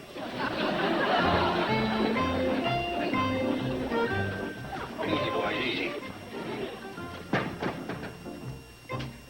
Oh, hi, fellas. How's the moving coming? Yeah, this is our last load. I said take it easy. Oh, that's all right. Leave it here for a second. I got to take this in the dining room. Well, hi. Hi. Where are you there? In our bathing suits? You want to take a wild guess? You don't mean you took Kathy Jo down to the water tower? We're teaching her how to swim. You're teaching her to swim? Honey, you Doc. I'm sorry, I'm with them. I believe in learning to swim at the earliest possible age. But she doesn't even know how to walk yet. Well, it's easier to learn to swim than to walk. That's fine if you're raising a catfish, but I'm raising a baby. What I mean is that the baby's limbs are strong enough to swim long before they can support her body. Oh, believe me, Steve, teaching a baby to swim at the earliest possible age is one of the best safety precautions a parent can take. Mom taught all of us to swim before we could walk. And in the same old water tower, too. Well, I guess it's all right. But listen, you. I don't want any backflips off that high board. You got it? Hey, how'd she do? Great, huh? Oh, she was wonderful. Not a bit afraid, not a bit. Well. Well, hey, she's my daughter, too, you know. Hey, who said you could come in here all wet? What's with him? He was a bad dog. He jumped in the tank while the baby was there. You ought to be ashamed. Go on. Go back outside. Oh, isn't she sweet? Let's go up to our new room and put on our nice, pretty dress. Such a darling. Hello. We taught her how to swim today, Uncle Joe. She was great. Try to go upstairs now. Hi, thanks again for all your help, Sam. We sure do appreciate you taking time off from the store. Oh, anytime, Steve. Like, for instance, when you get tired of this old goat, I'll help you move back to the cottage. Why don't you go back and mark up your canned goods? So long, Steve. Take it easy.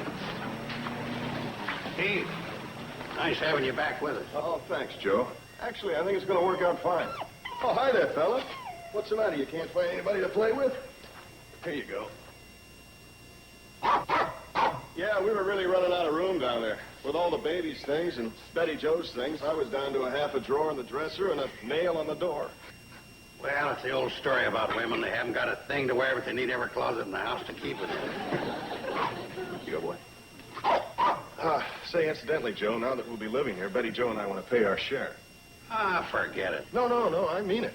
Steve, you're family. Forget it. I know that, but we just wouldn't feel right. Ah, Steve, for crying out loud. Joe, we insist. Now, let's sit right down here and figure out our share.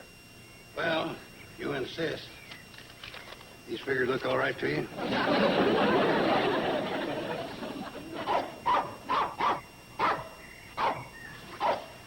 Steve! Yeah, honey. Could you keep dog quiet? It's time for Kathy Jo's nap. Yeah, right. You hear that? Look, fella, we got a baby living here now, and you're just going to have to get used to it.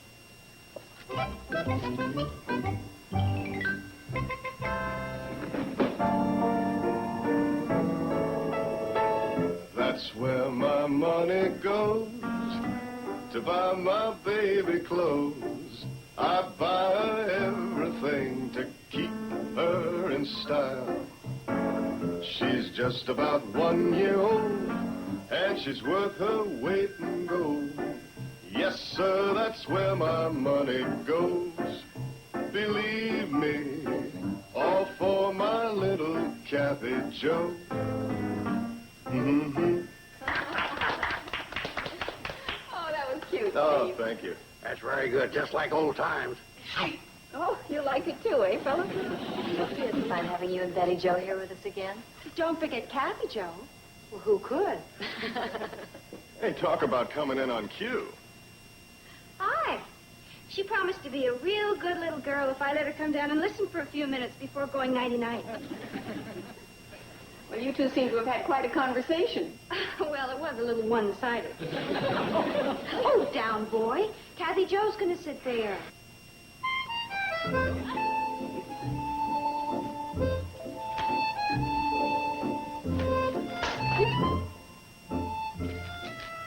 Dog, that's Kathy Jo's rattle. Well, now we'll have to sterilize it.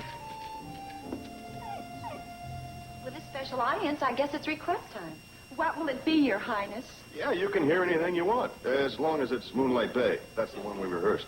Well, it's my favorite, even if it isn't hers. Why don't you join in? I'll take care of the princess. Come on. Come on, honey. Come on, darling. Oh, there we are. Oh, no, fella, that's the baby's blanket. You're getting to be a four-legged nuisance. Get off of there.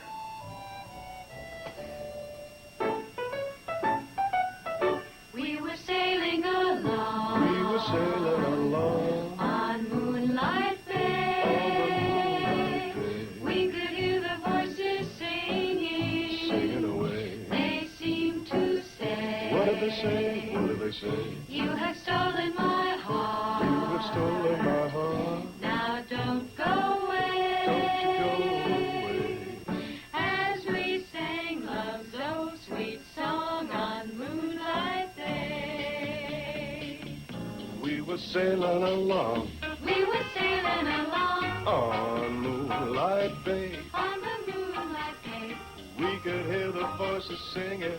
singing away. They seemed to say, What do they say? What do they say? You have stolen my heart. You have stolen my heart. Don't you dare go away. Don't you dare go away. So we'll sing it all night long. While the beat keeps moving on. Going back with this old song to Moonlight Bay.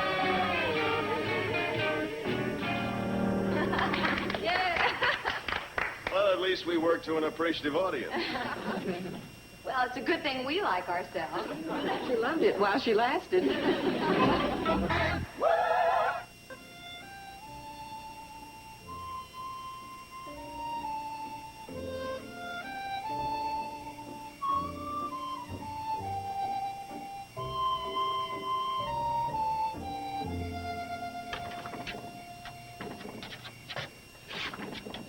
All right. Middle of the night. No, Fred. What are you doing here this time of night? Oh, don't tell me you're lost. You've been living around here all your life. What's this? Oh, just happened to get lost with the food supply, huh? All right, come on in. I don't know what's up, but I'll tell you one thing. You're going back first thing in the morning. You got that?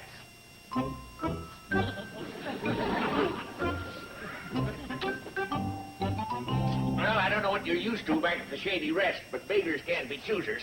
You can sleep in these gunny sacks. Okay, there you go. Oh, no, you don't. I ain't sleeping on those gunny sacks. Well, I suppose you are a guest. Move over.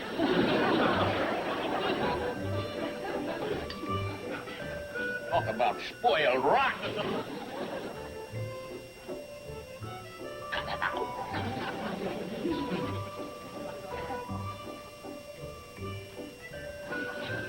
Will you lie down?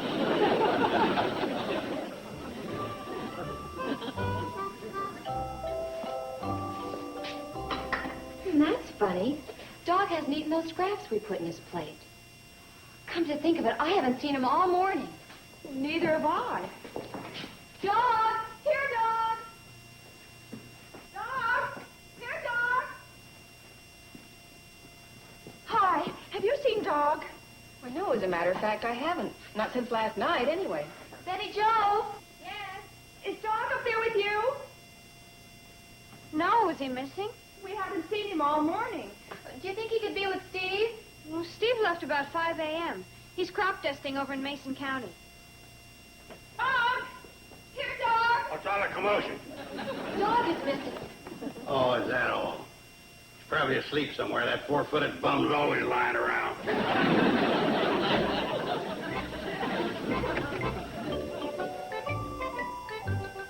Now remember, as soon as the cannonball gets here, I'm sending you back to the Shady Rest. Well, I don't know if that was a yes or a no, but that's what's going to happen.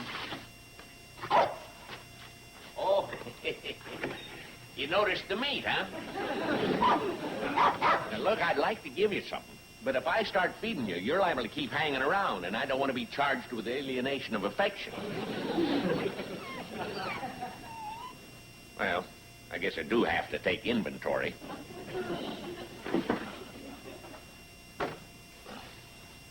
One, two, three. Oh, doggone it if I didn't drop one.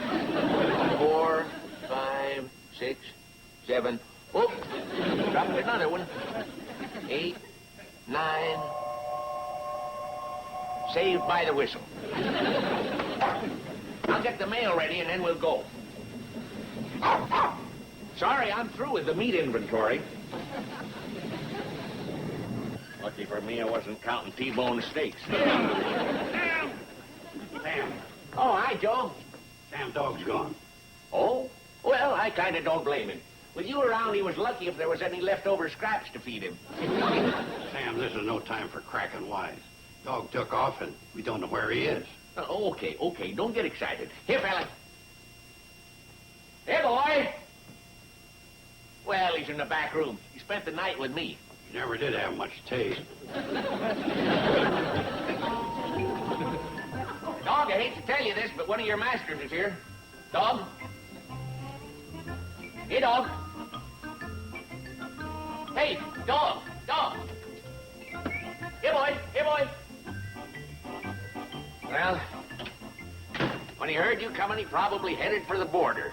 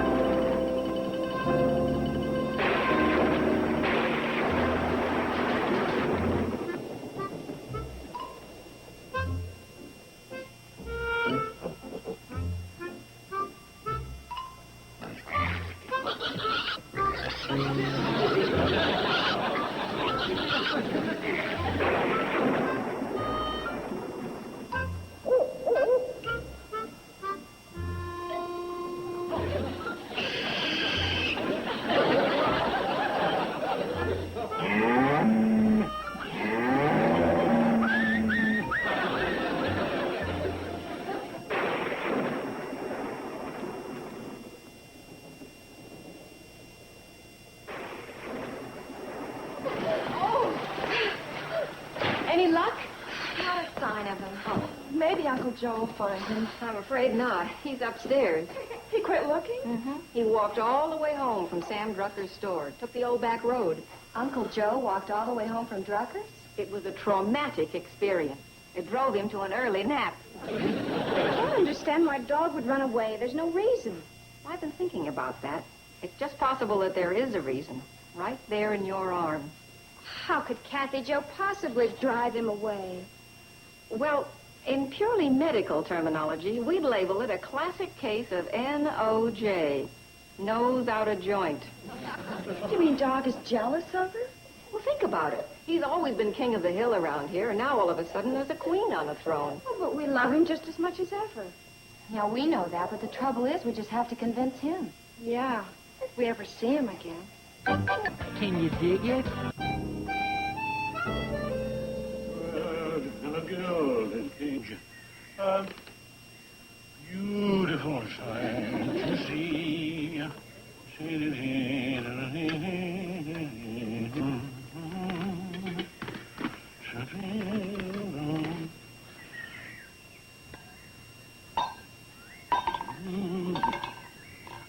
Who's there?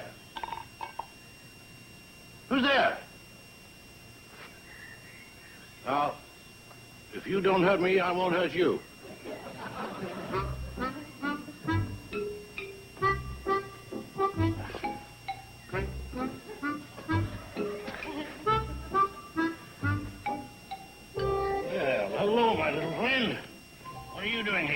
Never saw you around before.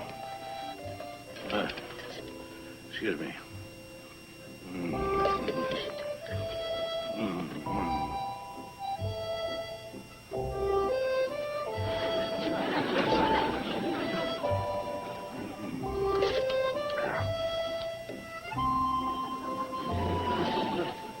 All right, you win.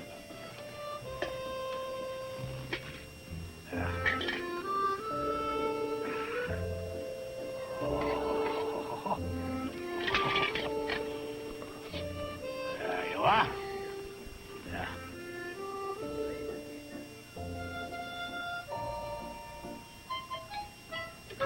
Well, you'd better get used to it. I did. Otherwise, I'd have gone back to my wife.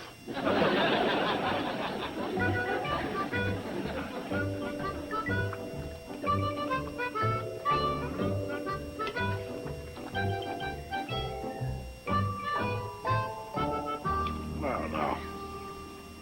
That's more like it. You know, it's nice to have someone to talk to. One tires of dying alone. You understand? Oh, by the way, that was some storm we had today, wasn't it? Yeah, I see it got into you, too. There's a freight train that stops here about 9:15. And I've booked reservations. Yes. Hey, by the way, would you like to join me? Oh, it's great down south. And it's good for a dog, too. Lots of rabbits to chase, and the handouts are good. And, if we get down around New Orleans, you know what they've got there? French poodles.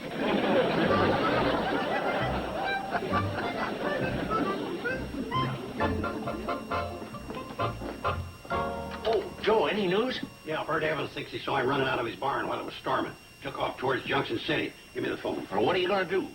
Call the sheriff down there. Get him sent out a squad car. Joe, the sheriff won't send out a squad car for a thing like that. Why not? He'd send it out for some old criminal. Yeah.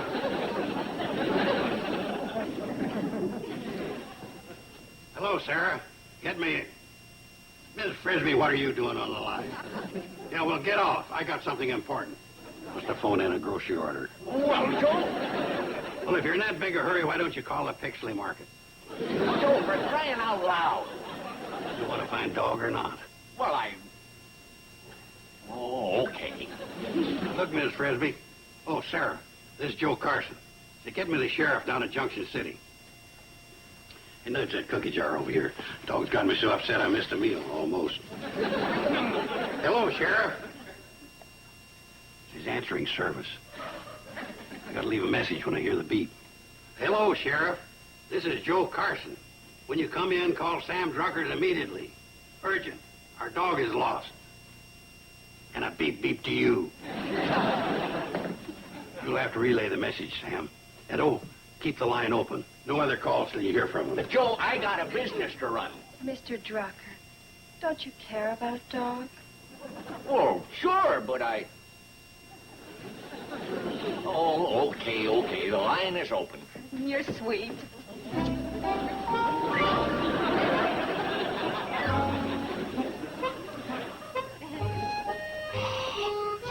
You probably noticed I'm very neat in my ways. Remember, leave everything tidy. Oh, there's the 9:15. Time to get on our way. Now, when she stops at that crossing, that's when we board her. And we're not going to ride the rods. No, sir, that's for bums. I'll slide open one of the freight car doors, and we'll ride inside in style. You understand? All right, let's go. No time to lose. Well, come on.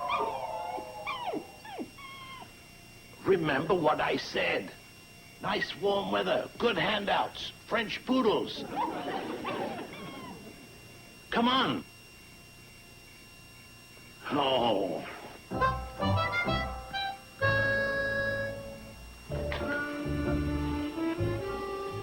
Well, it's midnight. I guess we better call it a day. Any sign of him out and back? No. I'm worried. This is the first night he's ever been away from home. It certainly seems empty around here without him. Yeah, and the worst part of it is it's our fault. Darn mutt. If he ever comes back, I'm going to treat him kind and gentle. Love him so he won't ever want to leave again.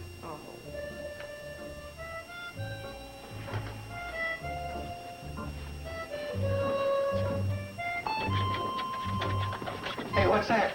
The door.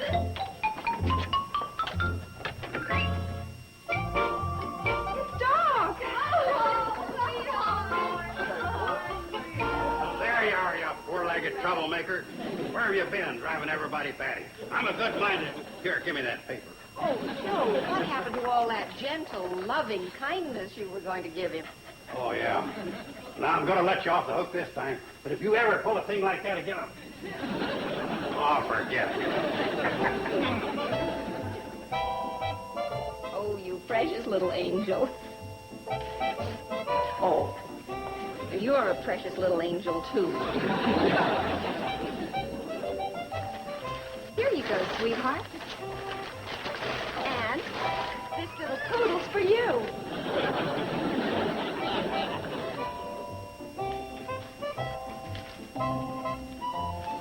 There you go. Hey, sweetheart. Come on. Oh, Betty Joe. You promised if he ever came back. Okay.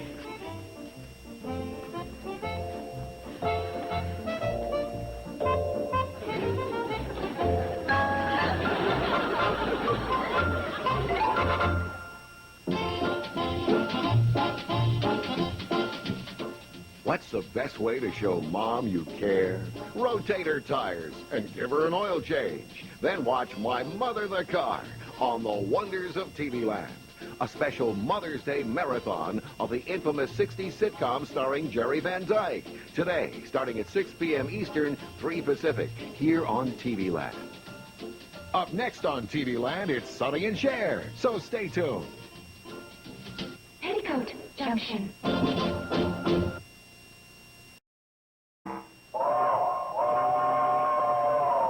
Come ride the little train that is rolling down the tracks to the junction. Forget about your cares, it is time to relax at the junction. Lots of curves, you bet, and even more when you get to the junction. Petticoat Junction. There's a little hotel called the Shady Rest at the junction. Petticoat Junction. It is run by Joe. Come and be his guest at the junction. Petticoat Junction. Here's our lady M.D. She's as pretty as can be at the junction. Petticoat Junction.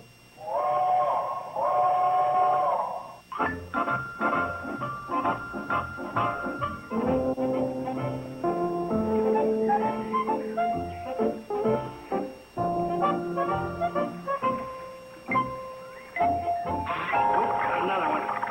Hey, ain't that a beauty? Yeah, I see him. Hey, the old creel's getting pretty full. What's the matter, Sam? Ain't you holding your mouth right? Look, this is just one of those days when you got all the luck. Luck, nothing. It's skill, technique, and craftsmanship. Okay, fish. Your master is waiting. Thank you.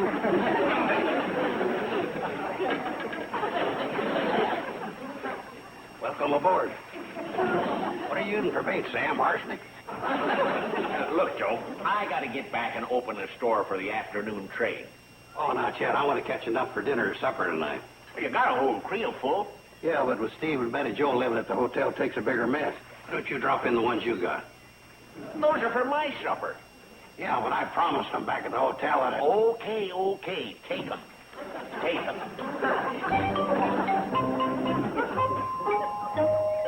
If you want to come over some evening, I'll give you some lessons in casting. Then we'll go into the technique of hooking a fish. See, a fish has a very sensitive mouth. Yeah, I'm glad something has a very sensitive mouth. Howdy. Hi. Excuse me, gentlemen, but could I see your catch, please? Oh, gladly. Oh. Get a load of them beauties. Oh, that's a nice catch. Very nice. Hell, no talent here got skunked. 3, 6, 9, 11. Mister, you're over the limit. What? Well, the limit is 10 trout, and you've got 11. Oh, I can explain that. My friend here gave me his too, didn't you, Sam? Tell him, Sam. Remember me? I got skunked. Come on, Sam, tell him. Okay. Yeah, that's what happened. I gave him my 2 fish. You heard what he said. Yes, I heard. Then stop writing. No, it's still a violation. The law specifically states the number of fish you have in your possession. I never heard of such a stupid law. Section B, paragraph 4. What's this going to cost me? $50 or 6 months in jail. Or both. I didn't ask you. Well, I was just trying to be helpful. Yeah, a lot of help you are. Well, good day, gentlemen. It was very nice to meet... So long.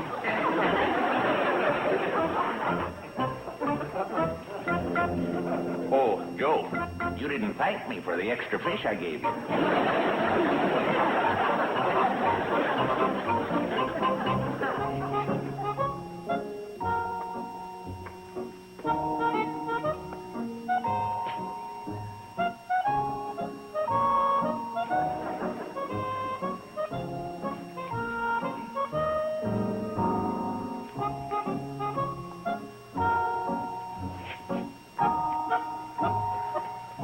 Oh, hello.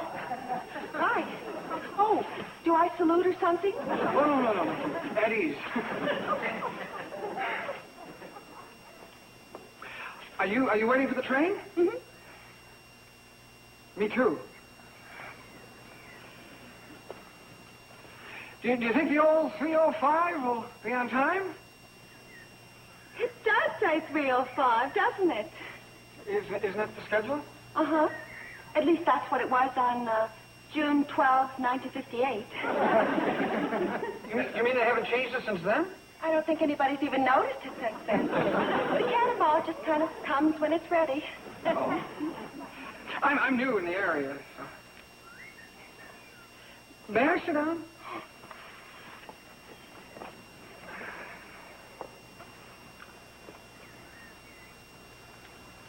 Are you a sheriff or something?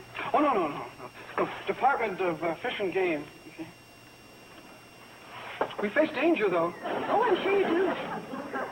Say, would you like me to tell you about a couple of rough customers I faced just this morning? What are? Well, see the one guy, kind of short.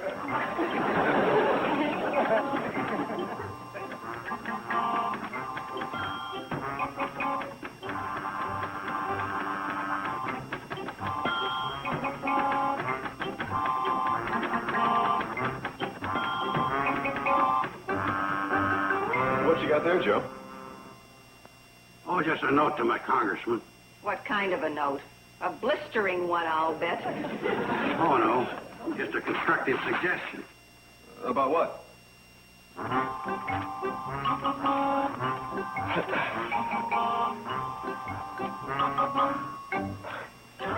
Aren't you a little worried about being sued for slander? Why? Dear Congressman, I think you should know we have a game warden in this district who is contemptible, underhanded, rotten, crooked, unscrupulous, two-faced, double-dealing, filthy, evil-minded, sinful, and corrupt. You kind of get the feeling that he doesn't like this guy. Kind of. Should I make a wild guess that he gave you a ticket, which naturally you didn't deserve? You're darn right I didn't. Why, that low-down sneaking Joe, we get the idea. I didn't even know we had a game warden here. Who is he? Somebody new? Yeah, some little mealy-mouthed weasel by the name of... Hi, everybody. I want you to meet my new friend, Orrin Pike. Hi. Oh, hi.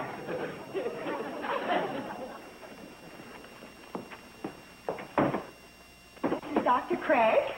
Nice to meet you. How do you do? And this is my brother-in-law, Steve Elliott. Nice to meet you. And my Uncle Joe. Nice to meet you. We've met. That was business. I mean, I always like to keep my business life and my social life separate. Don't you? No. Joe, I'll need your help. We'll go out and see if it's there. Oh, that's a good idea. See if what's where. That's it. Absolutely.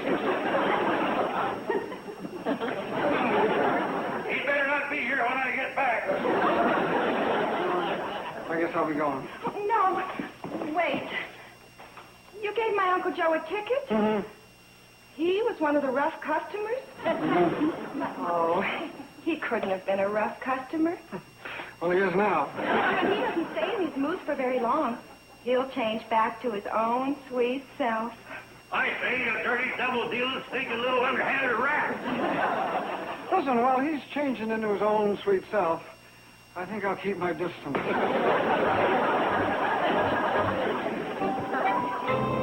Don't you understand? He was only trying to do his job. Then why don't he go out and catch criminals? The other cops catch the Boston Strangler. He snags a fella for having one extra fish. But that's what he's hired to do, Joe. Ah. Besides, you're not helping things this way. What do you want me to do, invite him into our home? Say, oh, no hard feelings, old chap. Come on, be one of the family. Hey, wait a minute. Yeah. Why not extend him a friendly hand? Invite him in to enjoy the true Shady Rest spirit of friendship and camaraderie. Yeah, you know, you two are right. Why should I treat a fellow man with anger? I'll turn the other cheek. And maybe he'll turn his.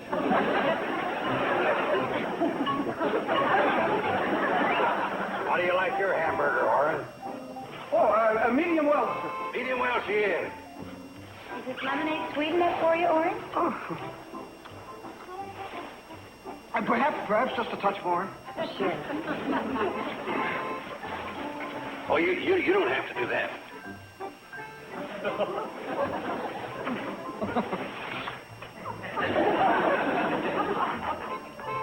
I hope you like homemade ice cream. Oh, boy.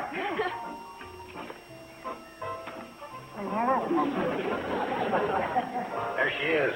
Medium well, just the way you like it. Boy, it sure is, sir. You can call me Uncle Joe. Uncle Joe. Boy, this is the greatest time I ever had. Swell. I don't know how I'm going to thank you people. How was that? I said I don't know how I'm going to thank you.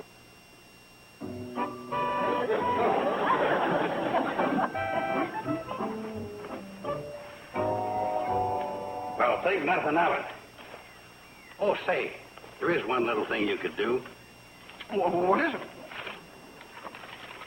Tear this up. Oh, no, that's yours. You're going to need it. See, that's a duplicate. Is you supposed to charge us and everything? Boy, it sure is a good thing that I know how nice you all are. Otherwise, I think you were trying to bribe me. Gosh, I mean, bribing a government officer. That's bad. According to the rules... Oh, eat your hamburger! You going to fight this thing in court? Certainly. It all boils down to my word against theirs, and I can get the whole community to vouch for my character. Oh, well, if you can do that. Sam, I'm going to do you the honor of being my first witness. Well, hold on. What have I got to do? All you got to say is that I'm a solid citizen, truthful and honest. That's what I got to do, huh? That's all. What if I tell them about your other virtues? Like you always clean everything on your plate and you're very good at taking naps. No, Sam. Just truthful and honest. That's all you got to say. Could you settle for neat and clean? Ah, forget about it. I've got my own character witnesses. Well, now let's finish the game. The game's over. Ain't even worth cheating. Steve, you know I like you. Oh, well, I like you. I like you a lot. I like you a lot. You mean it? Of course. Good, then I'm glad I chose you to be the one. The one what?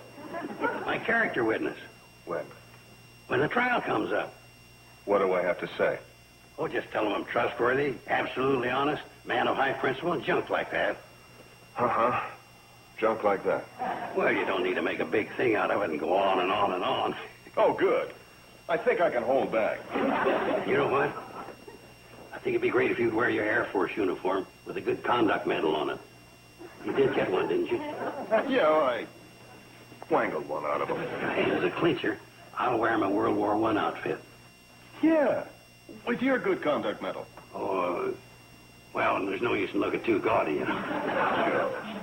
You mean to tell me you didn't even get a good conduct medal? Oh, it was just a personal thing between Pershing and me. I can count on you, can't I? Yeah, well, I don't know, Joe. Yeah, standing up in court and taking an oath and all, and, besides, I'm going to be busy that day. What day? Wednesday. It's Thursday. It's a 2-day job. So, Steve, sometimes I get the feeling that you're... Oh, hi, Doc. Hello, Joe. Hi, Steve. Hi, Doc. You're just the person I want to see. Could I talk to you for a minute? Of course, Joe. Won't you step into my office? Yeah, don't worry, Steve. I'll use you next time. Doc, I feel I should warn you. What he wants to ask you. I know what he wants to ask me. Sam Drucker tipped me off.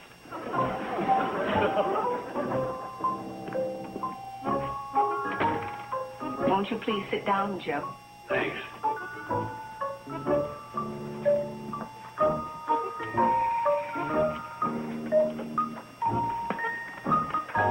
Doc, how long have you known me? 2 years at least. Well, in that 2 years, have you got to know me pretty well? Indeed, I have. And, what would be your overall appraisal of me? You really want to know? Yeah, give it to me straight, Doc. Well, your heartbeat is about normal, and your blood pressure is pretty good. The diastolic is a little high. So I have a suggestion. But, Now, Joe, you asked me to tell you, and I'm going to. Now, when I examined you a month ago, you wouldn't listen to me, so that's why I'm so pleased that you've come in here now. But look, Doc. Well, I realize it might be a little unpleasant for you, but it'll be worthwhile. The problem isn't so serious that it can't be corrected by diet and more exercise. Doc. Come in. Oh, excuse me, Janet, but I was wondering if you had the prescription ready for the baby. Oh, yes, I do. I have it right here. Can you sit down a while, dear? I'll write out the directions. Sure, I have plenty of time. Now, is there anything else you want to ask me, Joe? Oh, no. Thank you very much for coming in. And I do recommend a diet. Here, this'll help you. It's a list of all the favorable foods, and you'll see that fish comes highly recommended.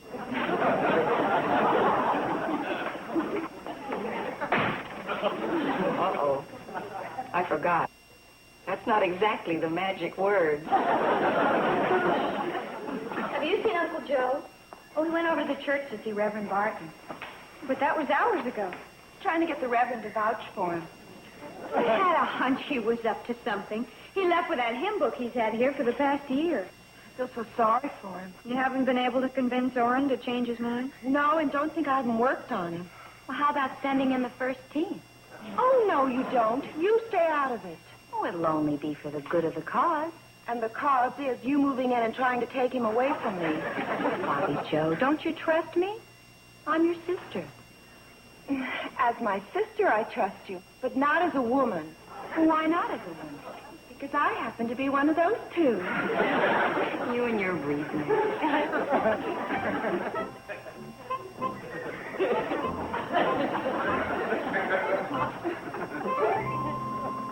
Oh, here comes Uncle Jonah.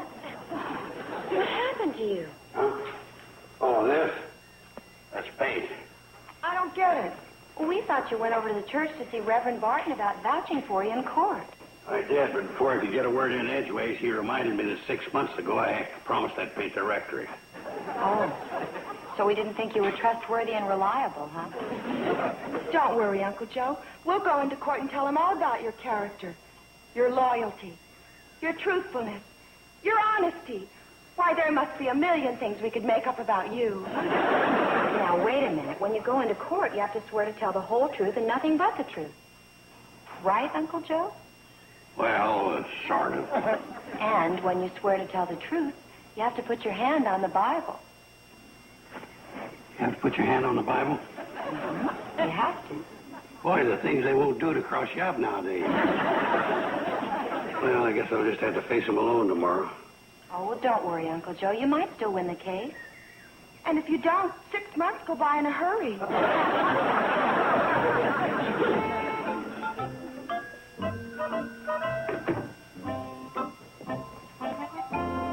What are you doing up? I'm going on a date. 4:30 in the morning? Fishing with Orrin. Oh, hooray for you. He has the day off until 10 o'clock when he has to appear in court. Oh, that's right. Today's the day. And I'm afraid it's going to be a very bleak one for one Uncle Joe. Not necessarily. What? Well, Orrin could be detained and not get there in time, and Uncle Joe could win by default. Bobby Joe, how could you ever think of such a thing? Good luck. Petticoat Junction land.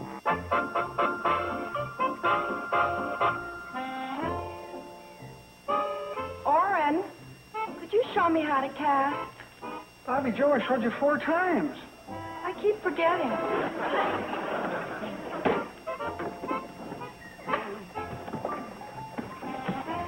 Okay. You see, you hold the ball like this. And are you paying attention? No. Well, golly, if you don't want to learn. Oh, I do. I do. Okay, then you bring the pole back like this. And, see? You're cute. So you got to keep your finger there so you can control the line. Keep your finger on the reel, like that. See? You're cute. Then you bring the ball forward, like I am. Awfully cute. You know, you're the first person that ever said that to me. Of course, I did have an aunt once, but I guess they don't count. No. They don't count. You sure this isn't just my uniform? Oh, I'm sure. Very sure. Oh, boy! I got sight! Yeah, she's on there. Come on.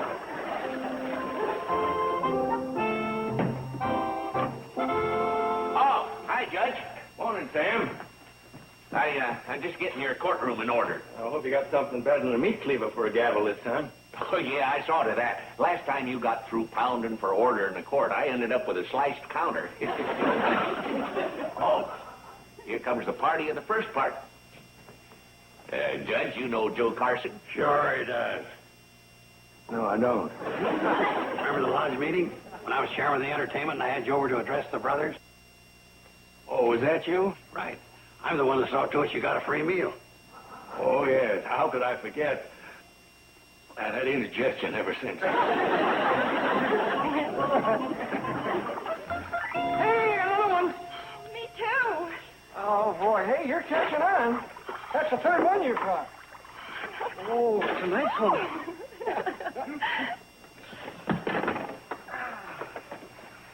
Yeah, I bet I could catch a whole mess of them by evening. Yeah, I bet you could at that. Even. My gosh, I completely forgot about the time. Who could possibly care about the time? Oh, no, it's 9:40, and I'm supposed to be in court by 10 sharp. Oh, you're a couple hours late. What's the difference? Bobby Joe, this is official business. Now, we got to get this stuff put away and roll back in. You say so. Come on, hurry up. Yeah, I'm hurrying. Bobby Joe!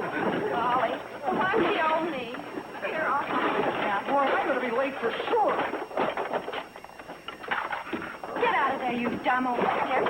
Bobby Joe, that's yours! What? I thought this one is. Bobby. Now what do I do? Judge, this is getting ridiculous. It's 25 minutes after 10. I agree, Carson. If he doesn't show up in 5 minutes, I'll dismiss the case. Thanks. Hey, Sam, get out the checkers and let's have a victory celebration game.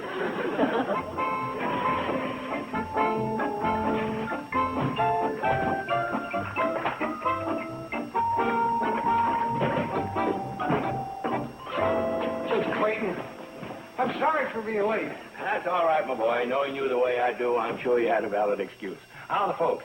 Oh, just fine. How's your family? Fine, thank you. Boy, is this thing rigged. How's the fishing? Oh, just great. I caught 10 nice ones. 13. No, Bobby Joe. 10. That's the limit.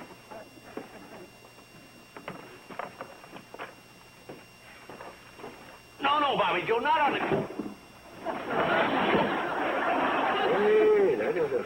Hey, Mr. Trout. Hi, George. There are 13. No, there can't be. I put mine in with yours. Oh, well, see, that explains it, Judge. You see, she put her 3 in with mine. See, 3 and 10 is 13. In other words, you're pleading guilty. No. You know the law, the fish are in your possession. Yeah, but, I mean... Why, that's the same thing that happened to you, isn't it, Uncle Joe? Same thing. Uncle Joe, I'll bet you did this deliberately. Yep, I bet I did. Good girl. And what are you going to do about this double crime, Judge? Well, now, it seems to me there's been a couple of violations here. On the other hand, I don't think there was any wrongdoing intended. Oh, no. Absolutely not. But just to be sure the next time, Mr. Carson, I fine you $5. What? To be donated to the Wildlife Conservation Program. Oh, well, that's different. And you, Deputy Pike, I order you to donate $5 to the Wildlife Conservation Program. Yes, sir. Sure?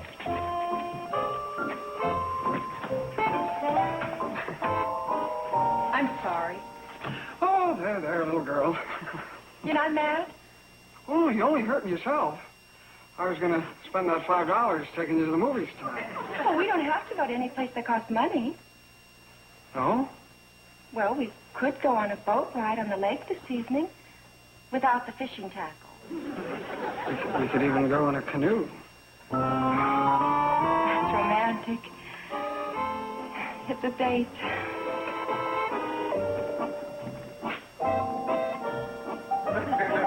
It's the uniform.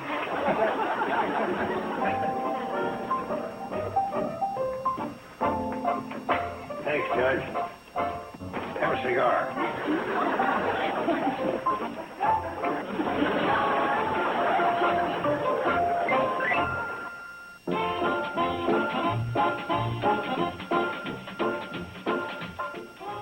TV Land's Did You Know fact number 49. Did you know that the erudite award-winning newsman Peter Jennings was a high school dropout? It's true. The more you know about television, the more you'll enjoy TV Land.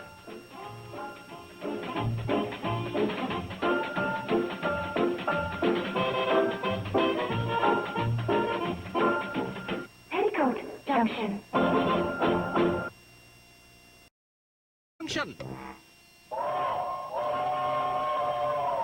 Come ride the little train that is rolling down the tracks to the junction. Forget about your cares, it is time to relax at the junction. Lots of curves, you bet, and even more when you get to the junction. Petticoat Junction. There's a little hotel called the Shady Rest at the junction. Petticoat Junction. It is run by Joe. Come and be his guest at the junction. Petticoat Junction. Here's our lady MD. She's as pretty as can be at the junction. Petticoat Junction.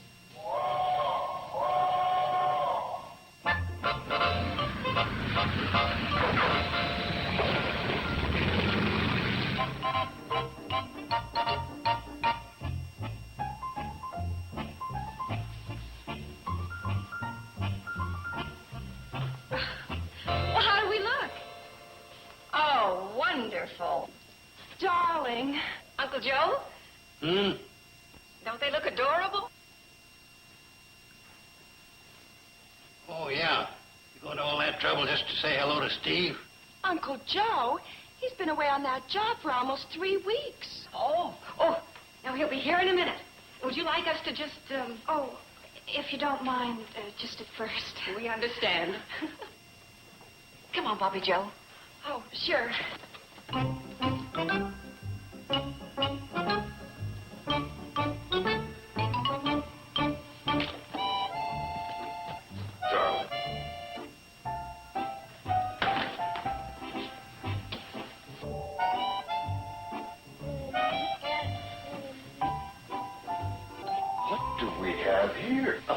Alexis? Wow, what a change. All of a sudden, she's not a baby, but a beautiful little girl. Oh, thank you, honey. I was hoping you'd like the way I fixed her up. Oh, she's gorgeous. I made her dress. And I made mine, too. Oh? Well, see? It matches. How about that? Well, look at her hair. It's just beautiful. It's so soft and silky. We fixed it especially. Huh. Mine, too.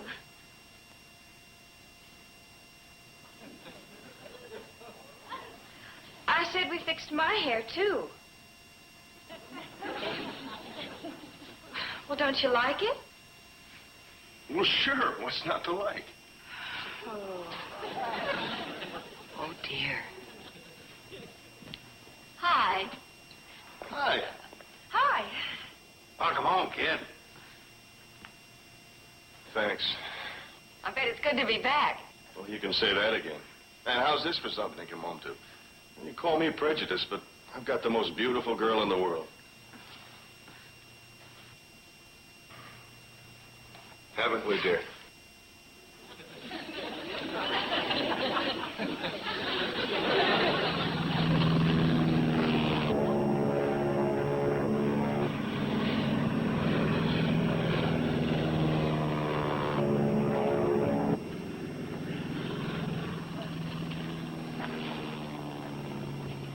Hi. Well, that's Steve up there, isn't it? Steve and Kathy Joe. He has the baby with him? Mm-hmm. It's her first flight. He's really fond of that baby, isn't he? Sure is. It's, nice having him back, isn't it? Mm-hmm. He certainly missed you, too. Hmm. Well, you're half right. Uh-oh. The other woman, huh? Pardon? It shows, huh? Just a little. I know it's silly, but... Well, it is a rather lopsided triangle. Well, I just can't help it. Steve's been gone for 3 weeks, and now when he comes back, he spends all of his time with her. Oh, I don't mean to sound like that, but it's always, isn't she beautiful, and isn't her hair lovely, and isn't her skin soft? Well, who am I, Phyllis Diller? Hi. Hi. That's some co-pilot you got there. Yeah, I'm going to put her in the Powder Puff Derby. Of course, she's still using the Powder Puff at the wrong end. Steve, I've come up with a little problem. Oh? Concerning me? Yes, you and Betty Jo. You remember Betty Jo, your wife? Yeah, I tied that in right away. What about us? I think it would be a good idea if you had a second honeymoon. For what? Well, how much time have you spent with Betty Jo since you came back? How much?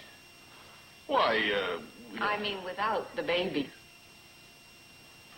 Oh. That's different. You bet it is.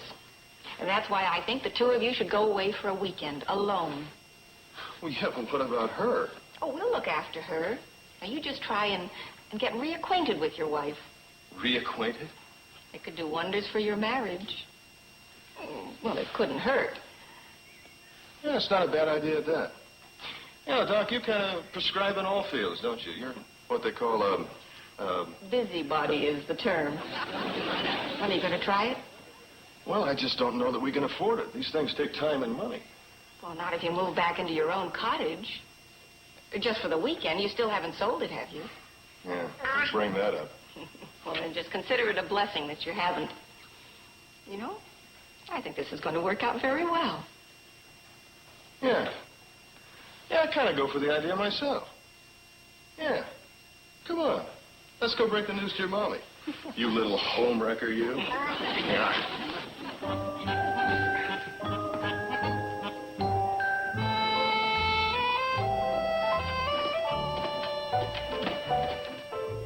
Oh, it's Mr. Haney's car.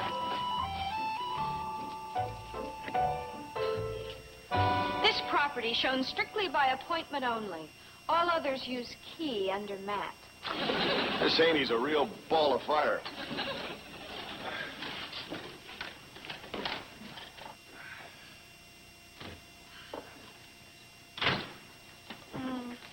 It hasn't changed. Not a bit. Just think, honey. 2 whole days. Alone. 2 whole days and nights. Well, we better get busy. What? Well, there are a million things to do. Well, make the bed and wash all the dishes, sweep, dust, vacuum, and, well, these kids... Honey, now hold it. This is supposed to be a second honeymoon, not the Job Corps. You're right. Well, you take these into the bedroom, But- and I'll do the vacuum. Yeah, but... Go ahead. I won't take very long.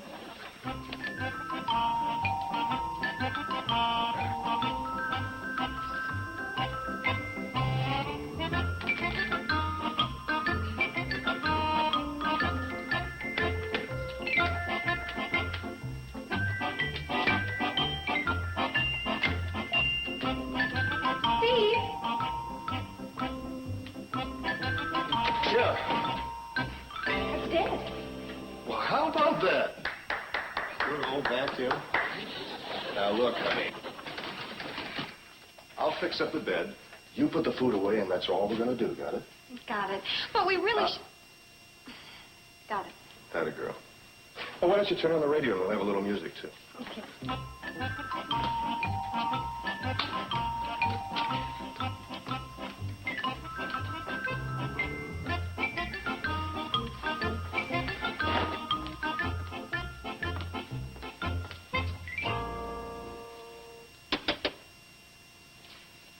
Honey?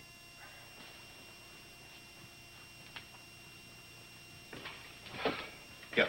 The radio won't go on. Well, it's probably a tube. But the vacuum cleaner didn't work either. And the light won't go on. And look, the electric clock is stopped at 12 o'clock. The electricity's off. You think so? Well, let's put it under the heading of a shrewd guess. Well, what are we going to do? Well, I think it would pay us to go out to the switch box and turn it on. You're so wise.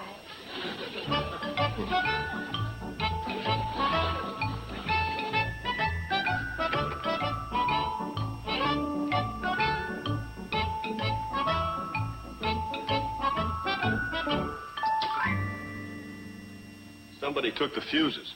Well, they're very important. Well, only if you want electricity. What do you think we should do?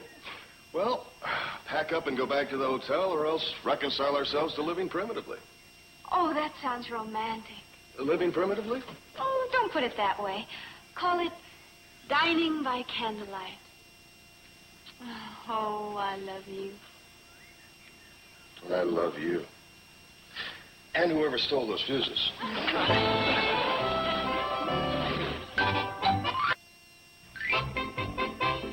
Well, just think. The kids are enjoying their first night alone.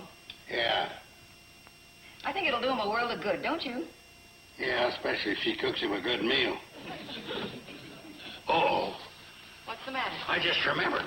I took all the fuses out of the fuse box down there. Well, what did you do that for? As a precaution, bombs can move in, use up an awful lot of electricity. I better get down there and put them back. Joe, you're not going to butt in. Not butt in to save the day. I'm going to put these fuses back in. Now, without disturbing them. Certainly not. Boy, I might pass the time of day or drop in for a dessert if they insist. Joe? Okay, they won't know I'm there.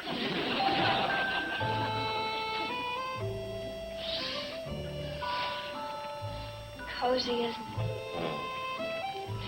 Did you like your dinner? Oh, you didn't.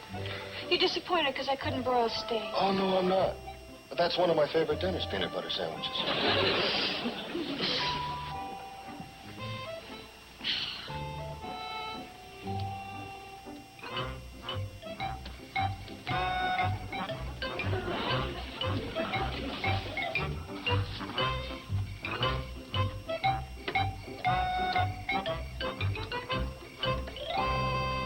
You know, I miss Kathy, Joe, but it's kind of nice just being the two of us for a little bit. Mm-hmm. Do you love me? I said, do you love me? Well, of course not. I'm just lying here with my arm around you because nobody asked me to go out and play basketball. Well, what kind of a nutty question is that? Do you love me? You do, don't you? Of course I do. How much? A whole lot. Well, show me. I thought you'd never ask.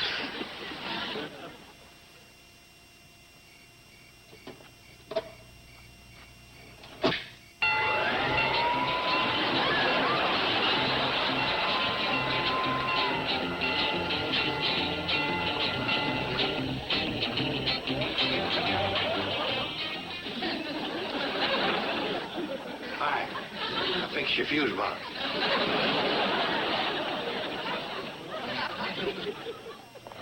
You know, I never realized how much fun washing dishes could be. Oh, yeah. Washing dishes is one of the ultimate joys in life. Of course, it can't compare with drying them. Honey, you're spoiling the mood. Okay, I'll unspoil it. You ravishing dishwasher, you. Come on.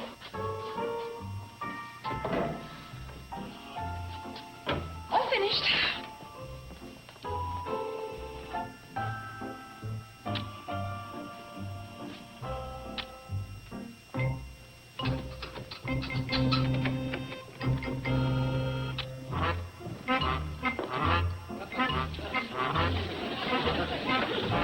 Oh, dear. What are you doing here? Us? Don't you know there's a law against trespassing? Mr. Haney, we are Mr. and Mrs. Elliott, the owners. Owners of what? The house. By George, you're right. I thought you moved out. We're back on our second honeymoon. Isn't that sweet? Well, don't let us disturb you. Wilbur, what do you think? Oh, looks fine to me. Well, I don't care so much for the color scheme, but we can always change that.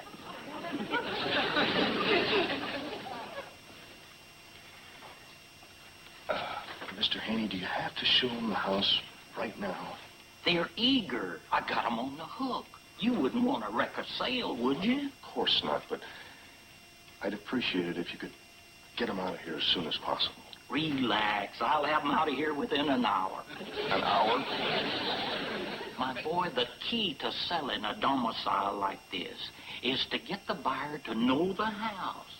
Then after he becomes acquainted with the little place, he forms an attachment for it, which blossoms into a full-blown love affair, resulting in a final sale. Well, that's fine, but could you hurry the romance along?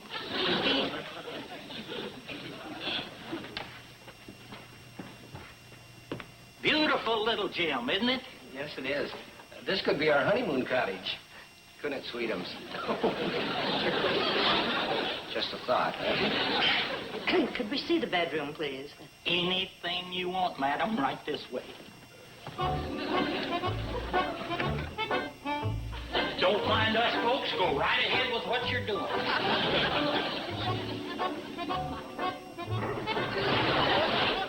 Seems like a good bed.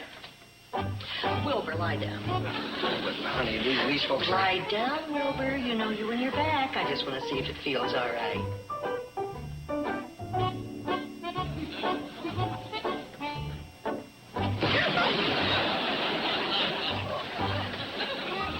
Seems fine, dear. I guess it'll do.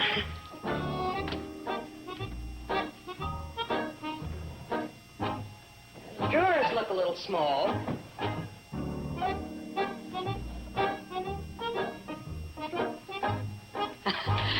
You really aren't much when it comes to color, are you, dearie? This mirror doesn't do much for one either, but we can change that. Well, Wilbur, why don't we look at the kitchen? Yes, let's see what the rest of this lovely little love nest look like. Look, Haney, I want you to get those people out of here right now. Right now? But I'm on the verge of a sale. I don't care what you're on the verge of. I want them out of here. Steve. Look, honey, I don't have to stand by and take insults from outsiders. Insult? Yeah. Well, like making fun of my wife's choice of color. Well, frankly, I don't think much of it myself. Personally, my favorite color is robin egg blue. Did you ever consider that? Oh. But you hired me to sell this place. Okay, so now I'm telling you to forget it. Now get him out of here. Oh, I despise owners like you that are so insensitive to the problems that we real estate agents have. All we try to do is to perform a worthwhile service for the public and find just that right little house that will bring joy and happiness to the individual and his family. And when we see that radiant smile on the new owner's face, that is our only reward. Get out.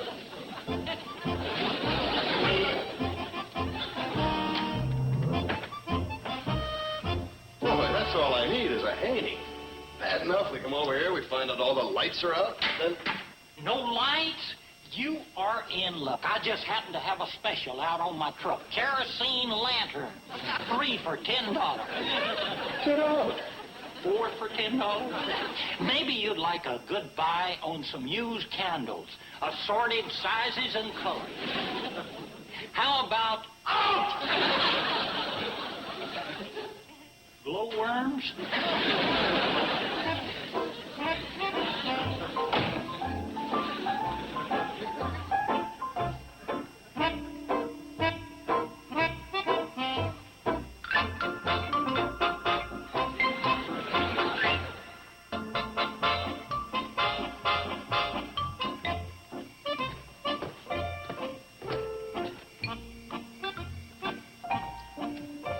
We must pay our compliments to this Haney fellow sometime. He's certainly the neighborly type. Yeah.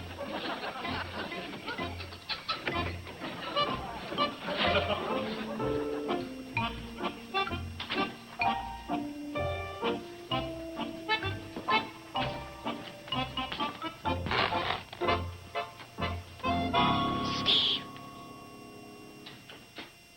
Yeah, what is it? Shh. What is it? I heard something. What? A noise. Oh, good. Because otherwise you couldn't have heard it. Oh, honey, for crying out loud.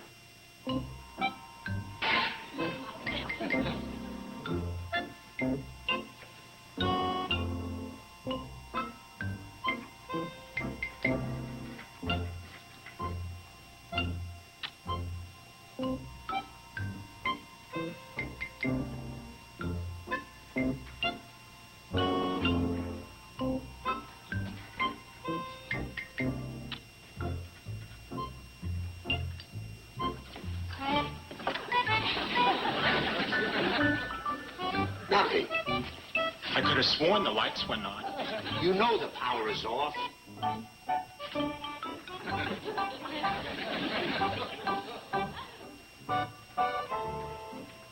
Nothing. I pity your back. Why? Because my feet are cold. This place looks different. Clean it. We always clean up. I know, but... Look, it's been used. Recently. Yeah. Maybe somebody's living here. Maybe the place has been sold. The for sale sign is still up. The key is still under the mat. Oh, yeah. Why do you suppose they didn't take the sign down and pick up the key?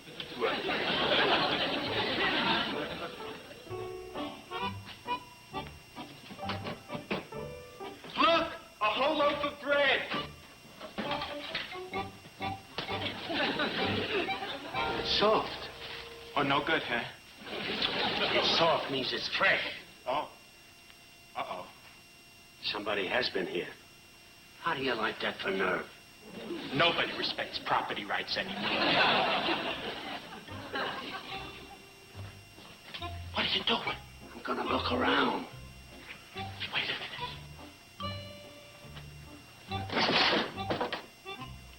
Better take this. You never know what kind of people you might run into. Alone at last. At last.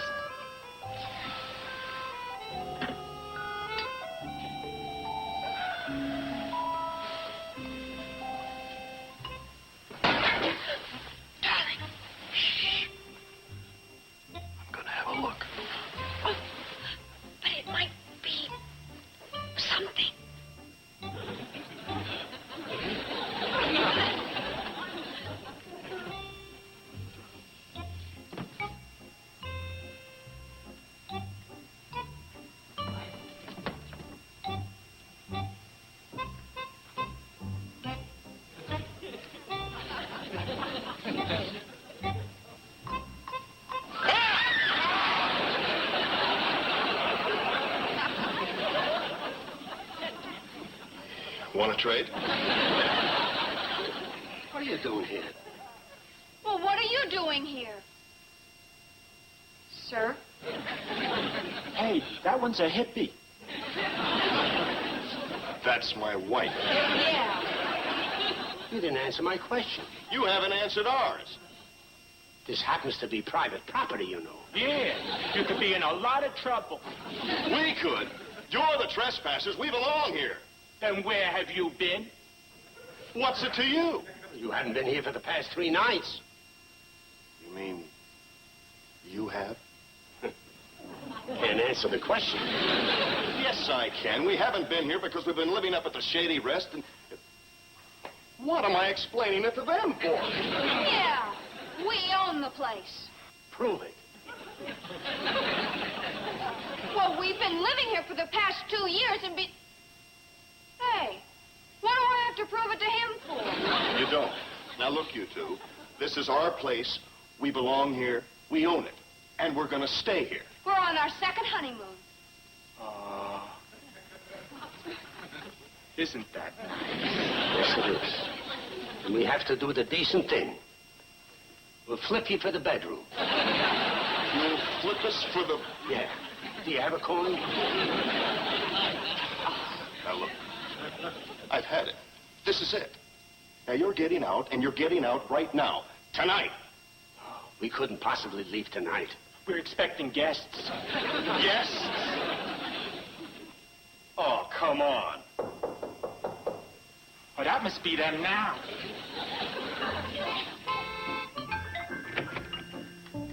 Harry! And Carl! They brought a housewarming gift.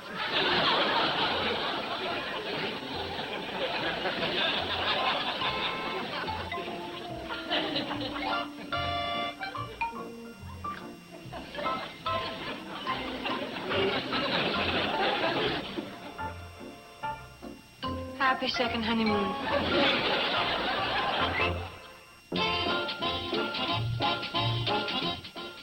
Up next, an hour of Eds. Stay tuned for Mr. Ed, followed by the Ed Sullivan Show, here on TV Land.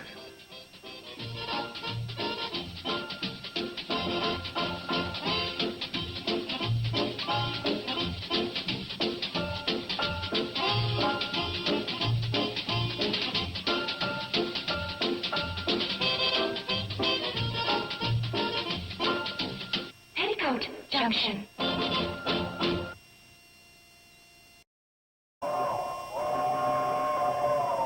Come ride the little train that is rolling down the tracks to the junction. Forget about your cares, it is time to relax at the junction. Lots of curves, you bet, and even more when you get to the junction. Petticoat Junction. There's a little hotel called the Shady Rest at the junction. Petticoat Junction. It is run by Joe. Come and be his guest at the junction. Petticoat Junction. Here's our lady M.D. She's as pretty as can be at the junction. Petticoat Junction.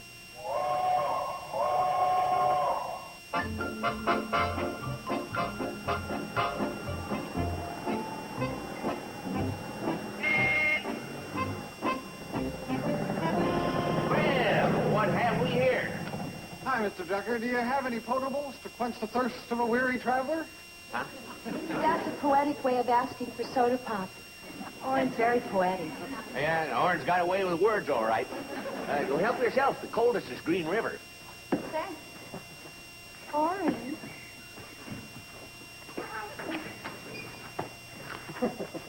This is quite a rig you have here. Orin got it to do a better job of patrolling his territory. He's a very conscientious game warden. Oh, no kidding. I bet they think a lot of you, Orin.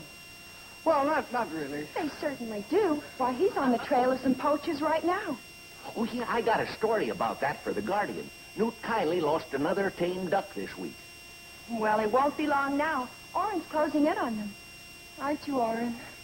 Well, not exactly. Orin. Oh, that's okay, Bobby Joe. I know how these officials don't like to talk about a case till they got it all wrapped up. Right, Orrin? Yeah, I'd rather not talk about it. Well, just promise me one thing. As soon as you nab them, let me know so as I can stop the presses.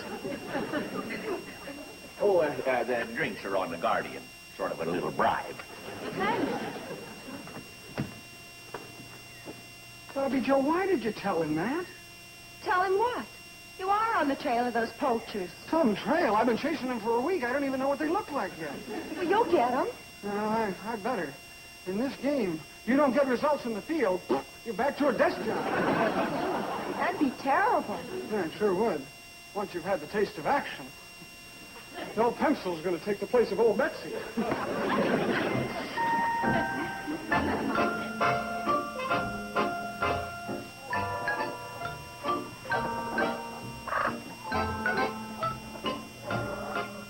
Boy, oh boy, are you girls gold bricking. Looky here. 6 of them that can only turn out 5 eggs. My sentiments exactly. We've got to crack down on them. Now look here, girls. Until you do better, you ain't getting the run of the yard. And I'm cutting off your piped-in phonograph music. And the rooster's denied his visiting privileges. Oh, yeah. Well, cancel that last penalty. The others are all in force. Now, I don't know which one of you 6 is fluffing off, but whoever it is... Hey, wait a minute. 1, 2... Where's Martha? Martha? Martha! Not now, I'm busy. Help me find Martha. All right, what is it?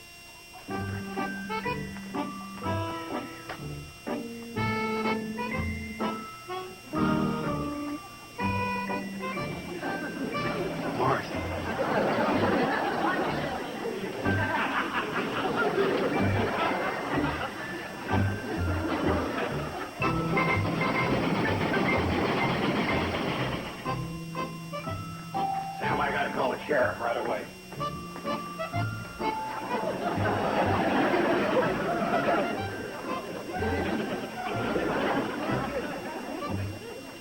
What are you doing? I'm playing a guitar. What do you think I'm doing? I'm plucking a chicken. White feathers. Well, what do you expect from a chicken? Polka dots? Sam, normally you don't deal in chickens. No, normally I don't, because most people around here raise their own chickens. Or at least they try to. Except Mrs. Quigley, and I ordered one special for her because she's having out-of-town guests. Sure she is. Joe, you're talking in circles, as if that's anything new. What you got your gun out for? Oh, that. I was doing some target practice this morning before opening up. I see. Could the target have had 2 little beady eyes and go cluck, cluck, cluck? Joe, are you insinuating that I... My own best friend. Joe, would you tell me what you're talking about? Okay, I'll level with you. One of our hens is missing and everything points to her being shot. Well, that could very well be. I'm glad you confessed. It'll save the sheriff getting it out of you. I'm not confessing anything. But there's been some poaching going on, and as a matter of fact, Newt Kiley lost another tame duck. Yeah? And I understand from Orrin, the game warden, there's been quite a bit of this going on in the valley. There has? Then let's get some action. Joe, we're getting some action. Sarah, into the sheriff's station. Joe, Orrin is out right now trying to track him down. Orrin? He couldn't track down a bear in a phone booth. Sheriff, Joe Carson.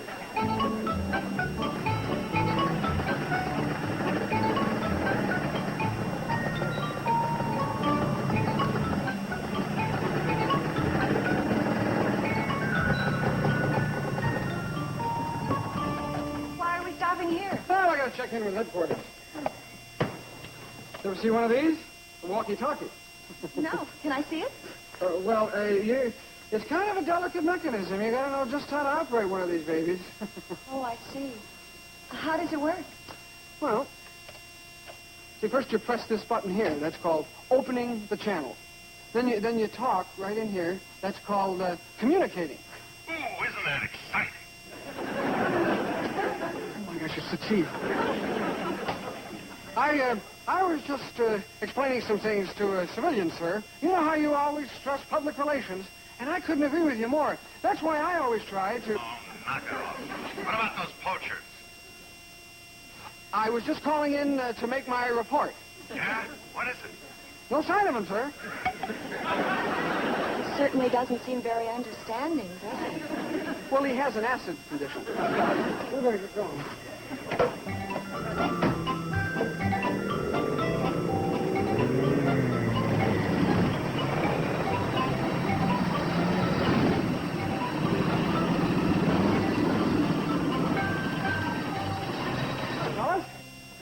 Well, if it ain't Sheriff John. No, I'm not a sheriff. See, fish and game. Fish and game? No kidding. Yeah. Oh, what do you do with that thing? Make popcorn? It's a trail by. Oh, is that your old lady? Who are you calling an old lady? Take it easy, Bobby Joe. Kind of watch it, huh, fellas? Yeah, man, I'm gonna take a good look. Mama's got possibilities, Ringo. Well, mat her hair down and put her in a sweatshirt, it might not be too bad. So I'm going to have to ask you fellas to be moving on. You mean we have to go? That's right. You don't seem to know how to talk in front of a respectable girl, and I'm not... Wait a minute, what's that? What is what, man? It's a duck feather. I'm going to have an explanation for this. Oh, really? That's right, and be careful the way you answer. This is a law talk. Hey, no, this was Marshal Dillon. Now, hold it now, Buck. He's entitled to an explanation. We're just saving up to stuff a pillar. Oh, well, I don't buy that. And it's not Marshal either. It's Warden, see? Well, there's been some poaching going on around here, and I'm going to have to look at yourselves. Wait a minute, fellas. There you are, Orin. That's Bobby Joe. Darn it.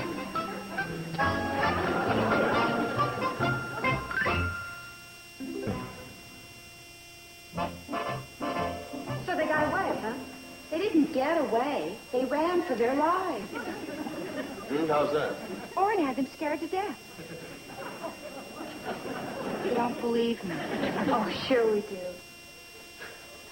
Bobby Joe, I don't want to appear nosy, but wasn't the idea to capture them? Sort of. Well, honey, there were two of them and only one of Orin. Well, even so, as game warden, he represents the law. He does carry a gun, right? Isn't it his job to catch them? Boy, you are nosy, aren't you? Why didn't he use his gun, Bobby Joe? Oh.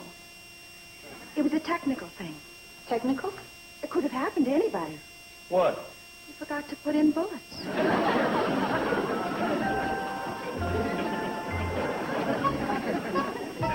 Well, she sure picked a winner. You know, he'd have made a great social director on the Titanic. Gee, Orin's a nice guy, and I like him. Well, I like him too, but let's face it, honey, he's a klutz. What? A klutz. Everything he touches falls apart. It's like going steady with an 8-ball. Uh-oh. Kathy Joe, is the stroller ready yet? All set, like brand new, ready to go. Huh? How about that? How about that?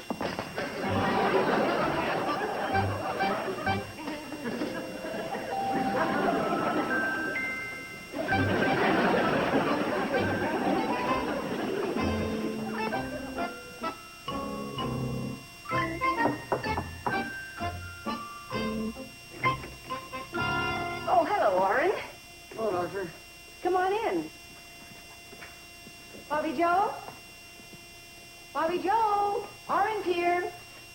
Won't you sit down? Yes. No. I don't care. It doesn't matter. Hi, Orin. Orin, what is it? Where's your hat? And your gun? And your tie? Why, you're practically out of uniform. Why not? I'm practically out of a job. I'm practically out of everything. What do you mean? And what are you doing here? Do you have the afternoon off? The afternoon, and tomorrow morning, and the next day, and the next week, Oh, it couldn't be that bad. and the next month. Oh, and you just sit down and tell me what happened. Well, you know most of it. Letting those poachers get away was bad enough. Then when I got back to the office, they told me about the complaints they were getting. Oh, dear.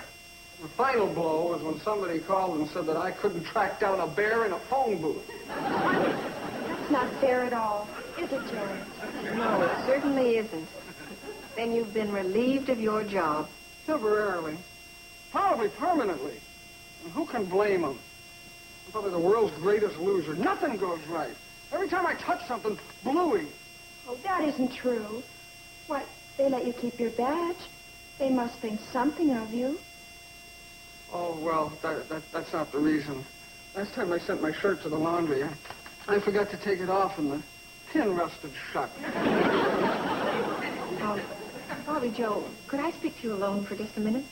Sure. Excuse us.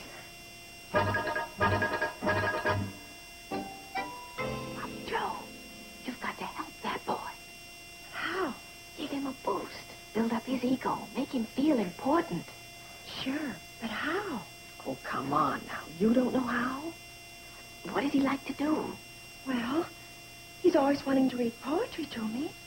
Splendid. And let him. And make him think you adore it.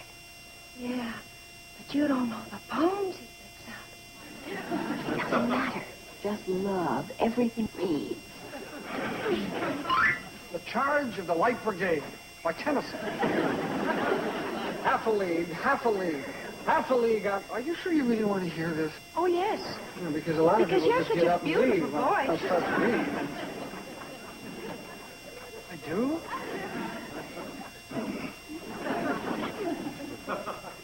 Half a league, half a league, half a league onward, all in the valley of death, road to 600. All the world wondered. Honor the charge they made. Honor the Light Brigade. Noble 600. You want me to stop? Oh, no. More. If, Rudyard Kipling, if you can keep your head when all about you are losing theirs, what's more, you'll be a man, my son.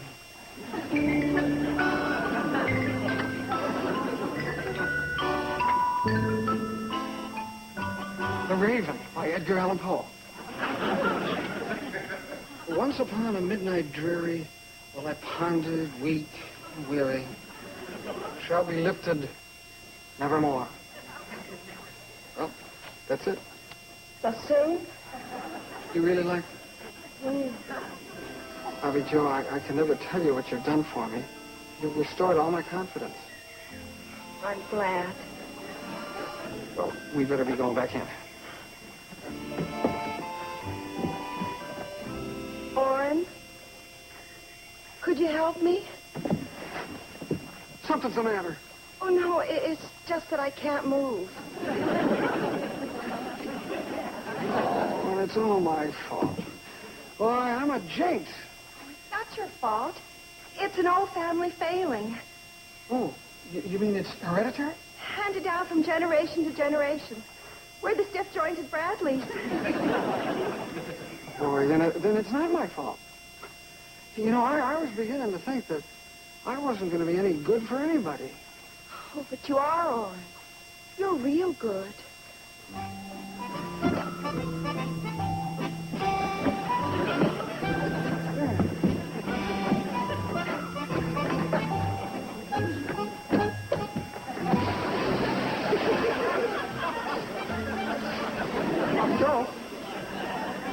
Bobby Joe?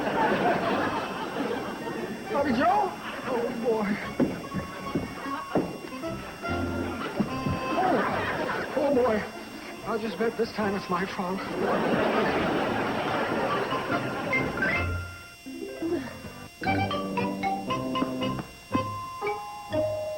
Uncle Joe, when I was hanging up clothes in the backyard, I noticed the drain pipe on the far corner is about to fall down. Oh, well, thanks for telling me, Betty Joe. Oh, and speaking of repairs, you know, that broken window on the back porch ought to be replaced. I'll put it on my list. But, Uncle Joe, these jobs should be done before we have a rainstorm. There's no hurry. I checked Doc Benjamin's almanac. We're in for a dry spell for a couple of weeks. Well, that must be Bobby Joe and Orrin.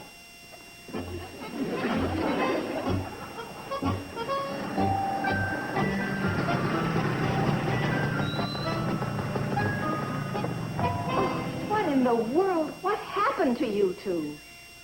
I did it again. Orrin, you did not. You just had a little accident. What was that? It's those poachers. Here's my chance. Orrin, be careful. Yeah. Look. The needle's pointing to east. Means you're heading east? It means the gas tank is almost empty, and it was just when I had a chance to redeem myself. Oh, there's a can of gas out by the pump and back. Okay. Thank you. Golly, going after those poachers by himself, he doesn't have a chance. And he doesn't even have a gun. Is Steve around? Oh, no, he's way over in King County on a job. Well, how about Uncle Joe? Well, I'm not going to let him go after those fellas by himself. Where is he? You have one guess. Uncle Joe? Uncle Joe, I need your help. I'll put it on my list. Oh, no. Joe, this doesn't involve work. Well, why didn't you say so? What did you want me to do? It's poor Orrin. He's in trouble. You can say that again. Just seeing Orrin, he's in a bad way.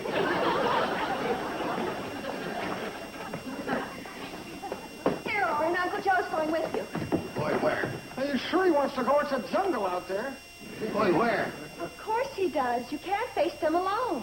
Going where? What was that? That's where you're going, to capture the poachers. Look, if you're going to go, let's go.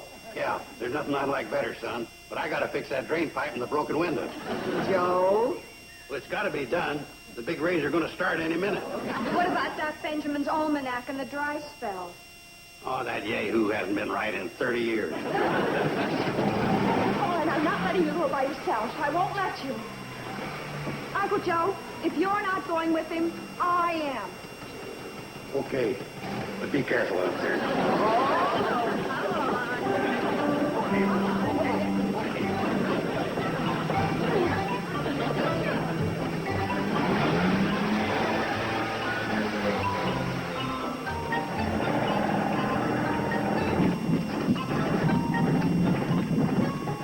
What's the matter? I don't know. I filled her up back at the Shady Rest, and we've only gone half a mile. Shady Rest? Where'd you get gas there? In that red can out by the pump? That ain't gas. It's water I use to prime the pump with. I don't see how you even got this far. Probably just enough gas in the line or the carburetor. I flubbed again. I'm no use at all. Now, don't run yourself down, boy. Look at the bright side. Huh? Now we can't go after them hoods. Your flubbing was timed perfectly. What are you going to do? I'm going to ditch this in here, and then we can go after him on foot. You got to be out of your skull. It's the only chance I got to save my job.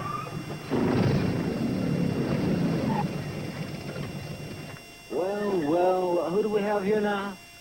Captain Kangaroo.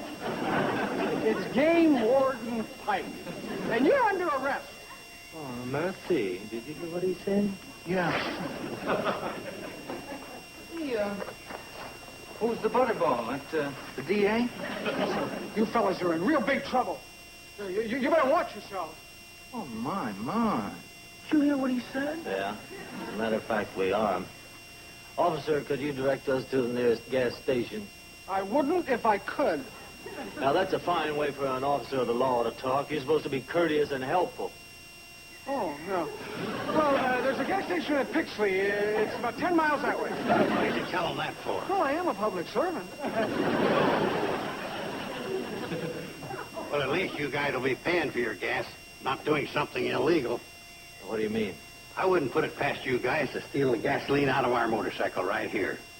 Well, old helpful Harry. Oh, I shouldn't have said that. Oh, no, that doesn't matter. No tank's full of nothing but old Government gas. If you take that, you'll be fooling around with Uncle Sam. Oh, I know what you're thinking. You're thinking that we'll siphon it out for you so that technically your hands will be clean. That's very good advice. It's better than Dear Abby. Get the siphon hose out there. But Joe, fellas... You better do as they say. I know when they mean business. I'll do it. I know when I'm licked. Oh. Oh, yeah. Oh, yeah. There, that does it. I evened it off as close as possible. You're a good little soldier. You're going to be a big general someday.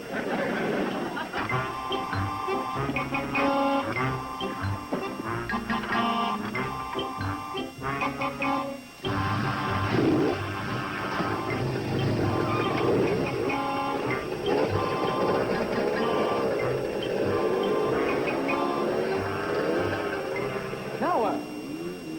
What do you mean, now what? Get on that walkie-talkie and notify the sheriff. Oh. Oh! Sheriff Baker, come in, please. Sheriff Baker, come in, please. This is Sheriff Baker.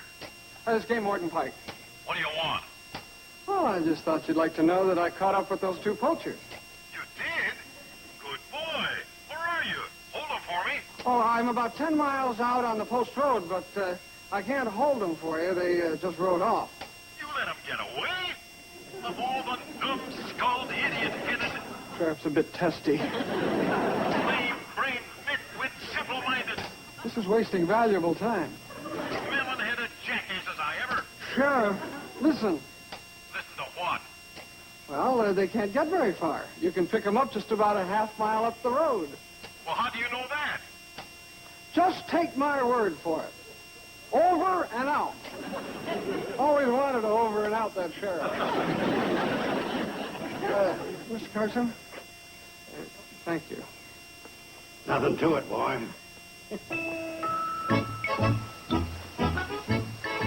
Let that be a lesson to you fellas. Never underestimate the law. Still waters run deep. Walk softly, but carry a... Now get up there. Hold him, Sheriff.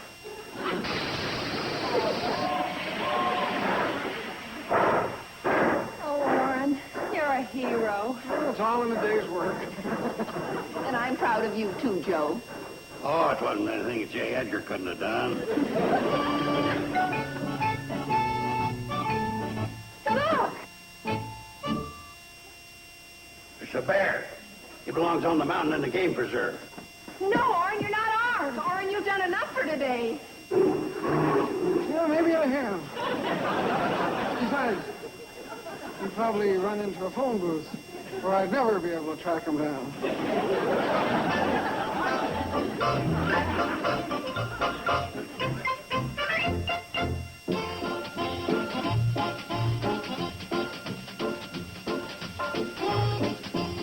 Tomorrow afternoon, bring in the holiday season in classic style when TV Land's Museum of Television and Radio Showcase presents the vintage 1963 Judy Garland Christmas Special with Mel Torme, Jack Jones, and a very young Liza Minnelli. Tomorrow afternoon at 5 o'clock Eastern, 2 Pacific, only on TV Land. Now stay tuned for Green Acres, next on Nick at Night's TV Land. আমি believe করি তুমি যেহেতু মোলা পছন্দ করো না আমাদের এখানে যারা পার্টিসিপেন্টস আছে তোমাকে মোলা পছন্দ করিয়ে ছাড়বে তো দেখা যাক কি হয় আমি ওইটার জন্যই মানে আর থাকতে পারিনি যে আজকেই আমার আসতে হবে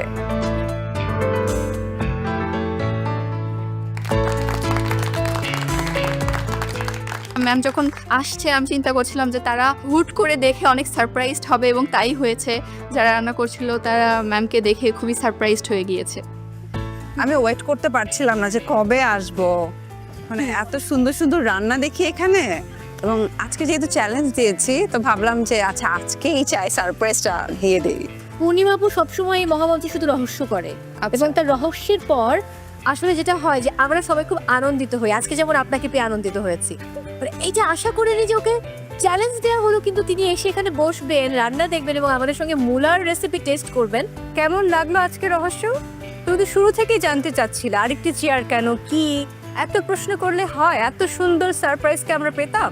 ও থ্যাংক ইউ, আর একবার থ্যাংক ইউ সো মাচ। অনেক অনেক ধন্যবাদ নিম, তুমি এসেছো। থ্যাংক ইউ, সবাই খুব খুশি হয়েছি এবং আমি বিলিভ করি তুমি যেহেতু মূলা পছন্দ করো না, আমাদের এখানে যারা পার্টিসিপেন্টস আছে তোমাকে মূলা পছন্দ করিয়ে ছাড়বে। তো দেখা যাক কি হয়। আমি ওইটার জন্যই মানে আর থাকতে পারিনি যে আজকেই আমার আসতে হবে। মিমাপু, এখানে যারা রয়েছেন তারা সবাই আমাদের বিজ্ঞ বিচারক, আপনি প্রত্যেককে চেনেন। কিন্তু আমার ডান দিকে যারা আছেন আমাদের 5 মেন্টরস, তারা খুবই ট্যালেন্টেড। আমি একটু তাদের সঙ্গে আপনাকে পরিচয় করাতে চাই। আমার ঠিক ডানে রয়েছেন নাদিয়া নাতাশা, তিনি সেরা রাঁধুনি 1427-এর ফার্স্ট রানার আপ। এরপর রয়েছেন সাদিয়া তাহের, তিনি সেরা রাঁধুনি 1427-এর চ্যাম্পিয়ন। ওকে। এরপর রয়েছেন আইরিশ আতিয়ার, তিনি সেরা রাঁধুনি 1429-এর চ্যাম্পিয়ন। এরপর রয়েছেন মাহফুজুর রহমান, তিনি সেরা রাঁধুনি 1424-এর চ্যাম্পিয়ন। এবং তারপর রয়েছেন ফেরদৌস আরা, তিনি সেরা রাঁধুনি 1429-এর সেকেন্ড রানার আপ। ওকে, সো এরা কিন্তু পাকা রাঁধুনি। থ্যাংক ইউ, খুব ভালো লাগলো আপনাদের সাথে পরিচয় হয়ে। পার্টিসিপেন্টস, আর মাত্র 30 মিনিট বাকি আছে। এই 30 মিনিটের মধ্যে আপনাদের প্লেটিং কমপ্লিট করতে হবে, কস্টিং অ্যান্ড কিচেন ক্লিনিং।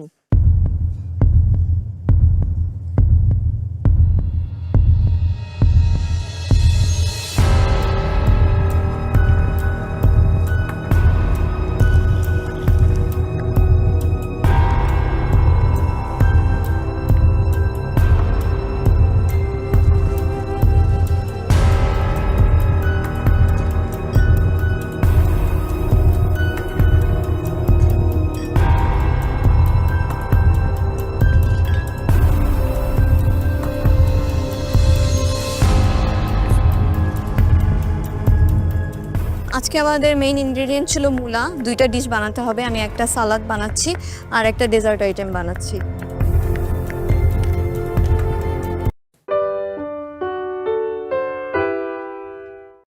নতুনভাবেই আজকে কিছু একটা হবে, সেটা জানাতে মৌ আমাদেরকে একটু হেল্প করো। আমি কি জানি? আর আমি যে জানি সেটাই তো আমি জানি না। চলো আমরা একটু দুজন মিলে ট্রাই করি। শিওর। নতুন দিন, নতুন পর্ব এবং সেই সাথে নতুন চ্যালেঞ্জ। কিন্তু চ্যালেঞ্জটা আসলে কি?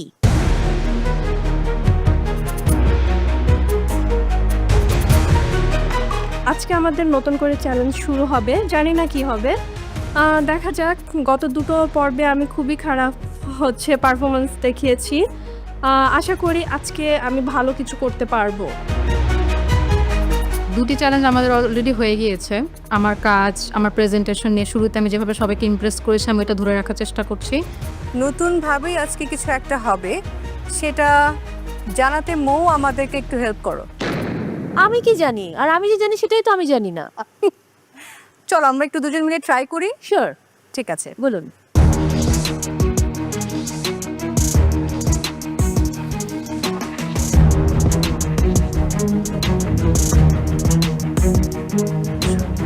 পূর্ণিমাপু, কোনো কি সমস্যা? আপনি ফিস ফিস করে কথা বলছেন কেন? কি যেন বললে তুমি? ফিস ফিস করে কথা বলছেন কেন? লাউডলি ভাই শুনতে পাচ্ছি। এই যে তোমার মুখ দিয়ে তো বেরিয়ে গেছে, মানে ফিস ফিস। রাইট। মহামঞ্চ আসলে একটা রহস্যময় জায়গা, এটা একটা মরীচিকাই বলবো। যদি মনে হয় যে এটা হবে, তবে সেটাই আগে হয় না, এবং যেটা মনে করি না যে আজকে হবে সেটাই হয়ে যায়। সেরা রাঁধুনির এই মহামঞ্চে কোনো কিছু প্রেডিক্ট করে আসা যে আমি এটা নিয়ে প্রিপারেশন নিব, এটা আসলে আমার মনে হয় যে ভুল, কারণ সেটা গত 2টা চ্যালেঞ্জে আমি বুঝতে পেরেছি আমি যেটাই ভেবেছি সেটার অপোজিটটা এসেছে। আজকে আমাদের ফিশ নিয়ে কিছু একটা হচ্ছে। ওকে, বাট ফিশ নিয়ে হবেটা কি?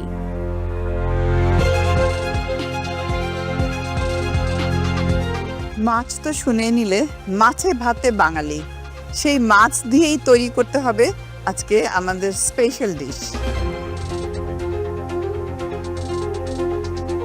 বাট আমরা নর্মালি বাসায় যেভাবে রান্না করি, বাসার রান্না দিয়ে তো হবে না।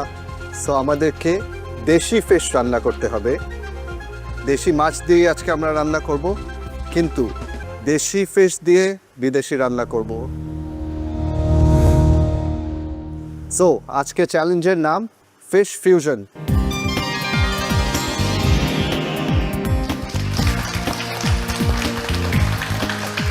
যখন শুনলাম যে আজকে আমাদের ফিশ ফিউশন হবে তখন শুনে একটু ভয় পেয়েছিলাম, তারপর ভাবছিলাম যে না, মেন্টর যেহেতু আছে উনি ভালো মতো এক্সপ্লেন করে দিলে আমি করতে পারবো ইনশাল্লাহ। আজকে যখন টাস্কটা অ্যানাউন্স হলো যে ফিশ ফিউশন মানে দেশি মাছ দিয়ে একটা ফিউশন ডিশ করতে হবে, আমার তখনই আমার টিমে জিনাতের কথা মাথায় আসলো। আমি জানি ইন্টারন্যাশনাল কুইজিন নিয়ে তার আইডিয়াটা খুব কম।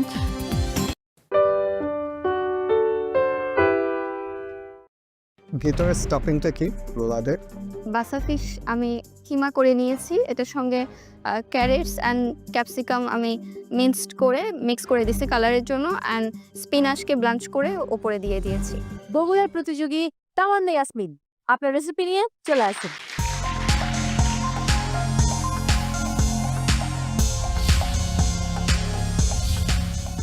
Thai steamed chicken and fish with ginger scallion relish, served with garlic egg fried rice.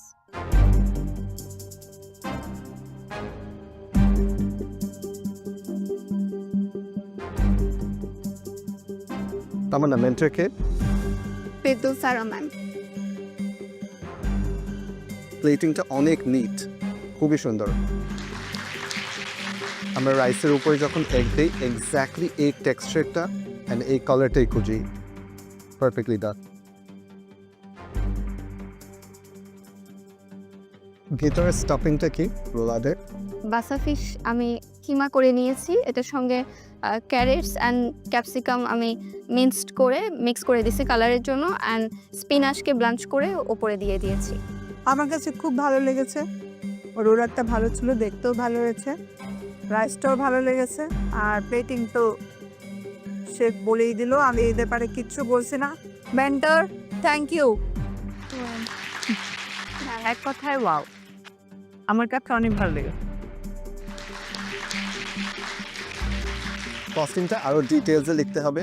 Actually chef আমি তো মানে ক্যারেটস আর ক্যাপসিকামগুলো খুবই অল্প পরিমাণে ইউজ করেছি, মিক্স করে এতটুকু ইউজ করেছি। আপনি 5 টাকা ধরেন, এই জন্য ওই ভেজিটেবল একসাথে লিখেছি এই জন্য। রাইট, বাট আমাকে ডিটেইলসটা দিতে হবে, ঠিক আছে? Thank you. Thank you Tamannaah.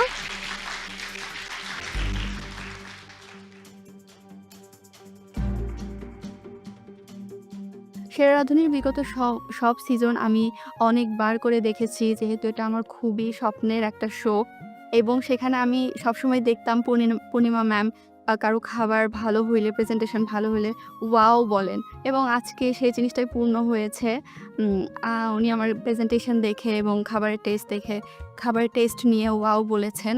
Black scarf তো সবারই স্বপ্ন, ডেফিনেটলি এটা আমারও অনেক বড় একটা স্বপ্ন। Hope for the best. দর্শক, ফুড টেস্টিং শেষ, এবারে রেজাল্টের পালা। তবে তার আগে আমি একটা ছোট্ট ব্রেক নিয়ে ফিরে আসছি। দর্শক, সময় হয়েছে বিরতি নেবার। আপনারা দেখছিলেন সেরা রাঁধুনি রান্নায় শ্রেষ্ঠত্বের লড়াই সিজন 8। নিচে ছোট্ট একটা বিরতি, ফিরছি এক্ষুনি, সাথেই থাকুন।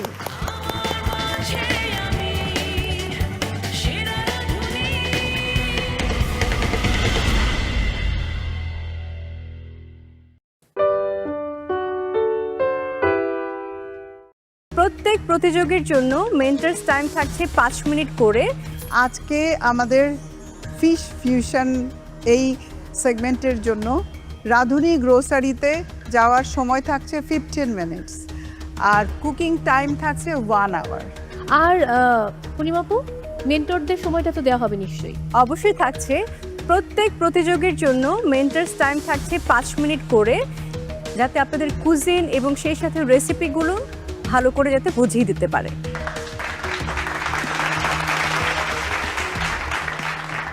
Thank you. আমি আমার টিম বিজ্ঞ বিচারককে অনুরোধ করব তাদের আসনে বসার জন্য। অনেক ধন্যবাদ।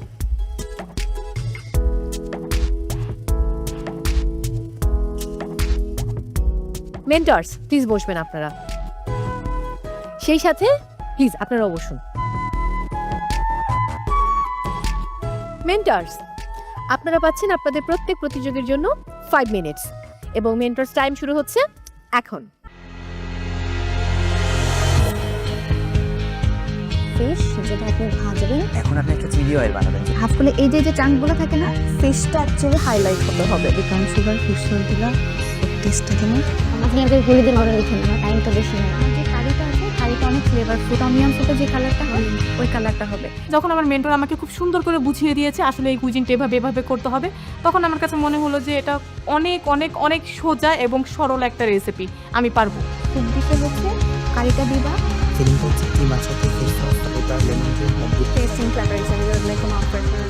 মালয়েশিয়ান কুজিন পাওয়ার পর থেকে আমার মাথায় কাজ করছে যে আমি আজকে একটা ফিশ ফ্রাই টাইপের কিছু করতে চাই। যখন আমার মেন্টরের সাথে এটা নিয়ে কথা বললাম তখন উনি আমাকে বলল যে আমি করতে পারি, কিন্তু সে আমাকে অনেক কিছু সাজেস্ট করলো যেটা দিয়ে আমার ডিশটা আরও বেটার হতে পারে। ভালো করে so best of luck, good luck. Okay, thank you, thank you. Okay, আমি স্পাইসেসগুলো ঠিক কোন যে সস দরকার এটার মধ্যে? হ্যাঁ, ওখানে হচ্ছে আপনার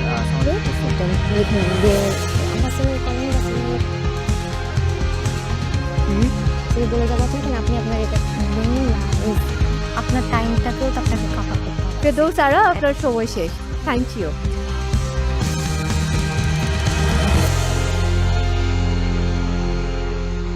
পার্টিসিপেন্টস, এবারে রাধুনী স্টোরে যাবার পালা। আর আপনারা সবাই জানেন রাধুনী স্টোরের জন্য আপনাদের সময় হচ্ছে 15 মিনিটস। সো আপনাদের সময় শুরু হচ্ছে এখন।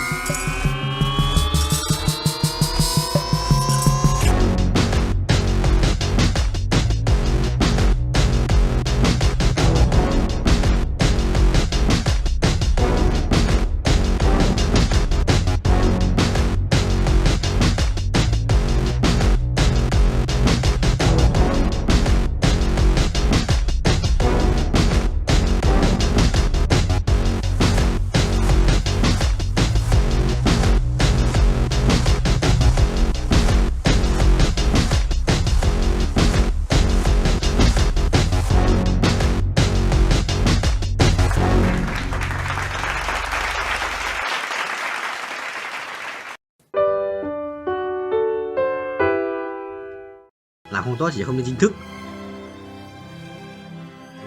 Để thế em nói mong mà được như thế. Nhiều cô cứ 6 tháng mà 4 tháng thôi, tầm 4 tháng.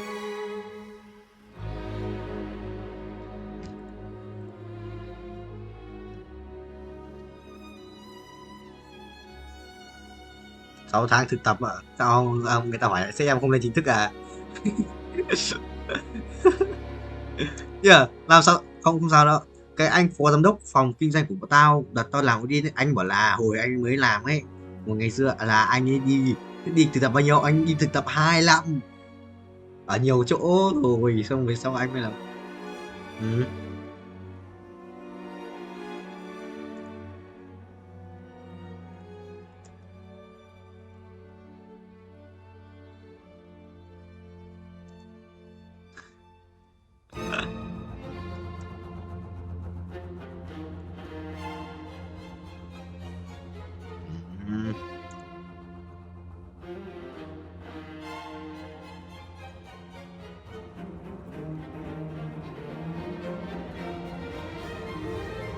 Thế à?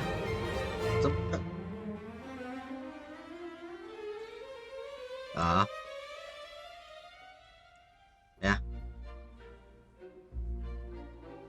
Hèn à? Hèn. Các Thằng Dương đâu? Thằng Dương cũng có biết, thằng Dương có học tiếng Anh đâu, nó bảo là học tiếng Trung luôn đây. Nhưng mà không học bất để đấy. Chắc tao scam của thằng Dương. Sao? Anh chấm ơi, thích không? Hoặc bạn tao cũng chấm hay ta chấm? Người ta đã cùng nhau.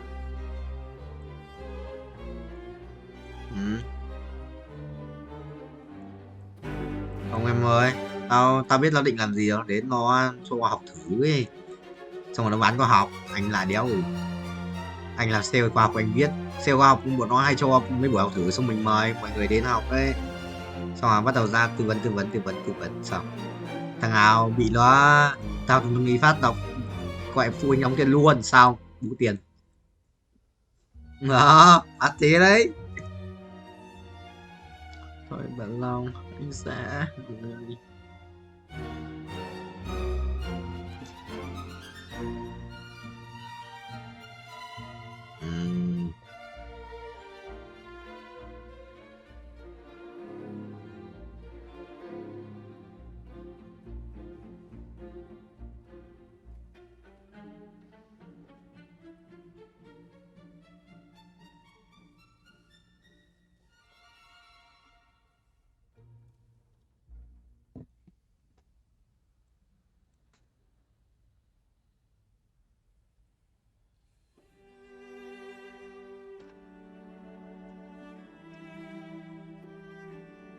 Tại ai?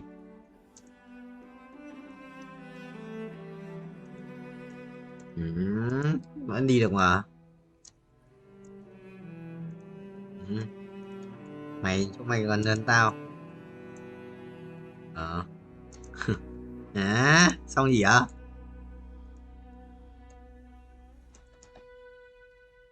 Platform.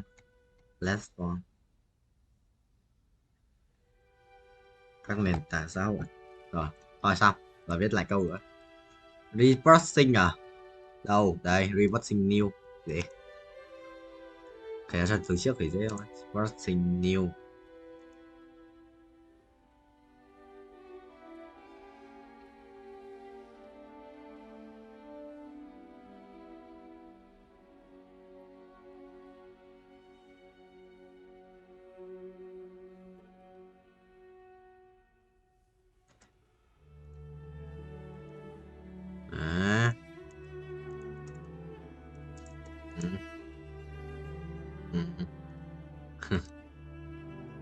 Ai tự nhiên đã.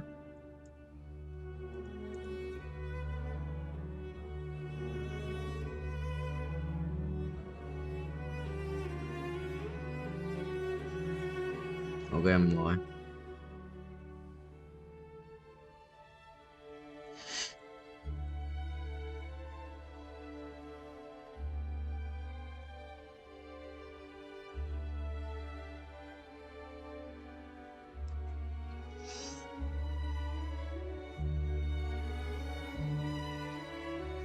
Việc cáo các thông tin đúng sự thật.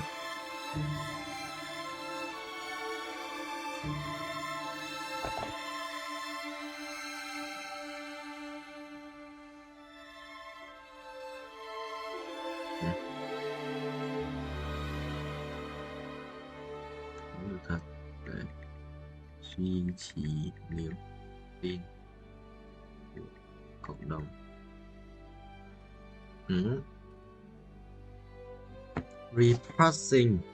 Reporting truthful à?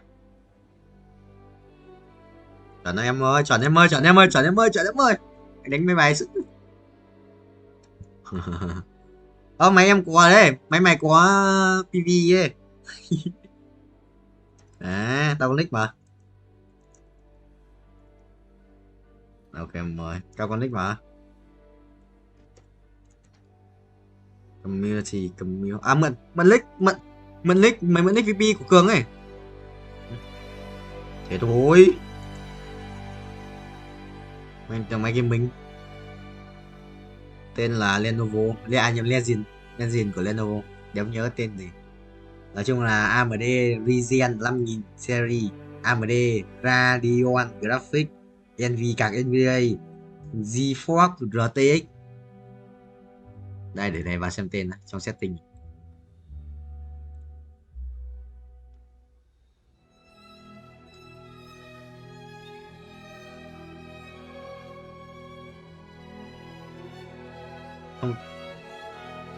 Thông tin. Tao không biết được. Thông tin của máy xem ở đâu ấy giờ anh quên mất rồi.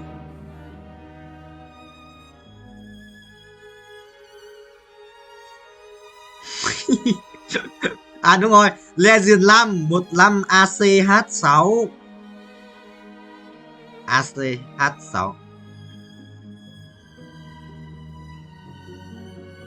Chuẩn. Giờ vẫn 2 năm cũ à? Tốt nhỉ.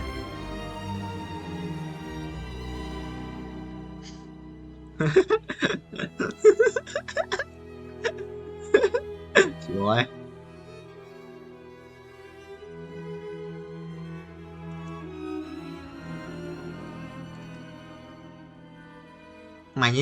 Mày nhìn là PC quen rồi.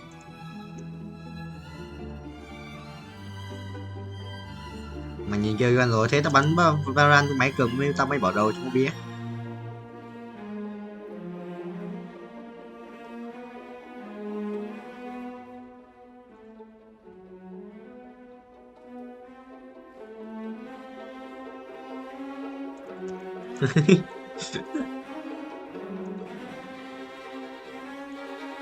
À,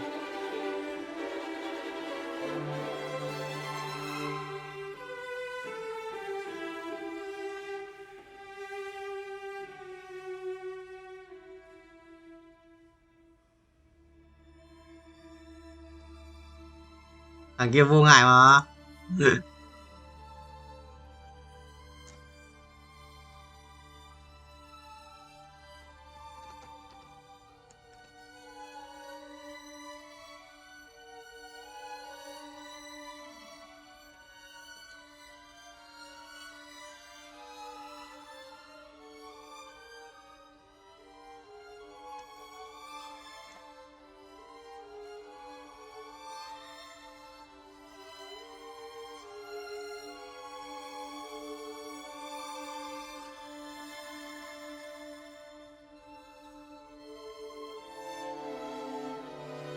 Oh, prepare for voting á.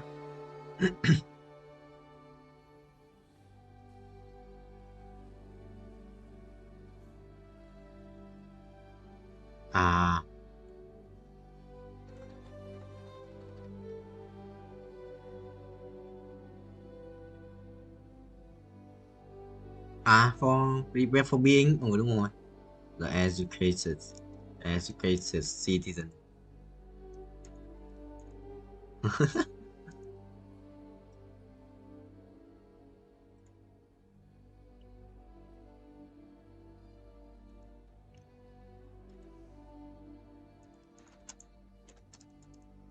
À, nói thế chả biết. Nói thế chả biết thì sao?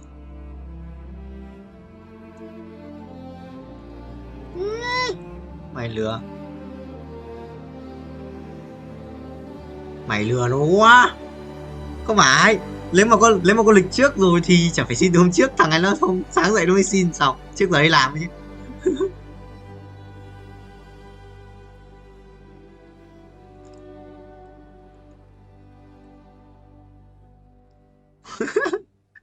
Mày lười. Mày lười. Không phải đâu, thực sinh không cần đến full đâu. Đấy, mấy đồng mình đi mình cứ nghiêm túc thôi.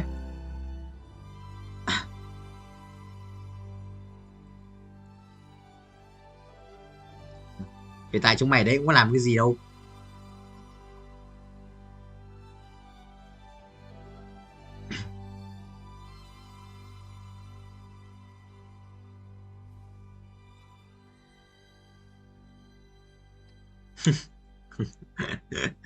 Sao anh được mày phải trả lời là im miệng.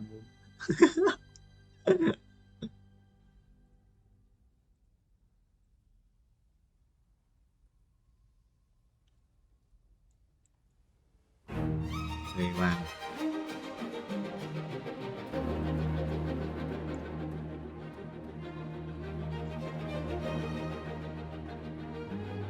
Tiếp tục adjective.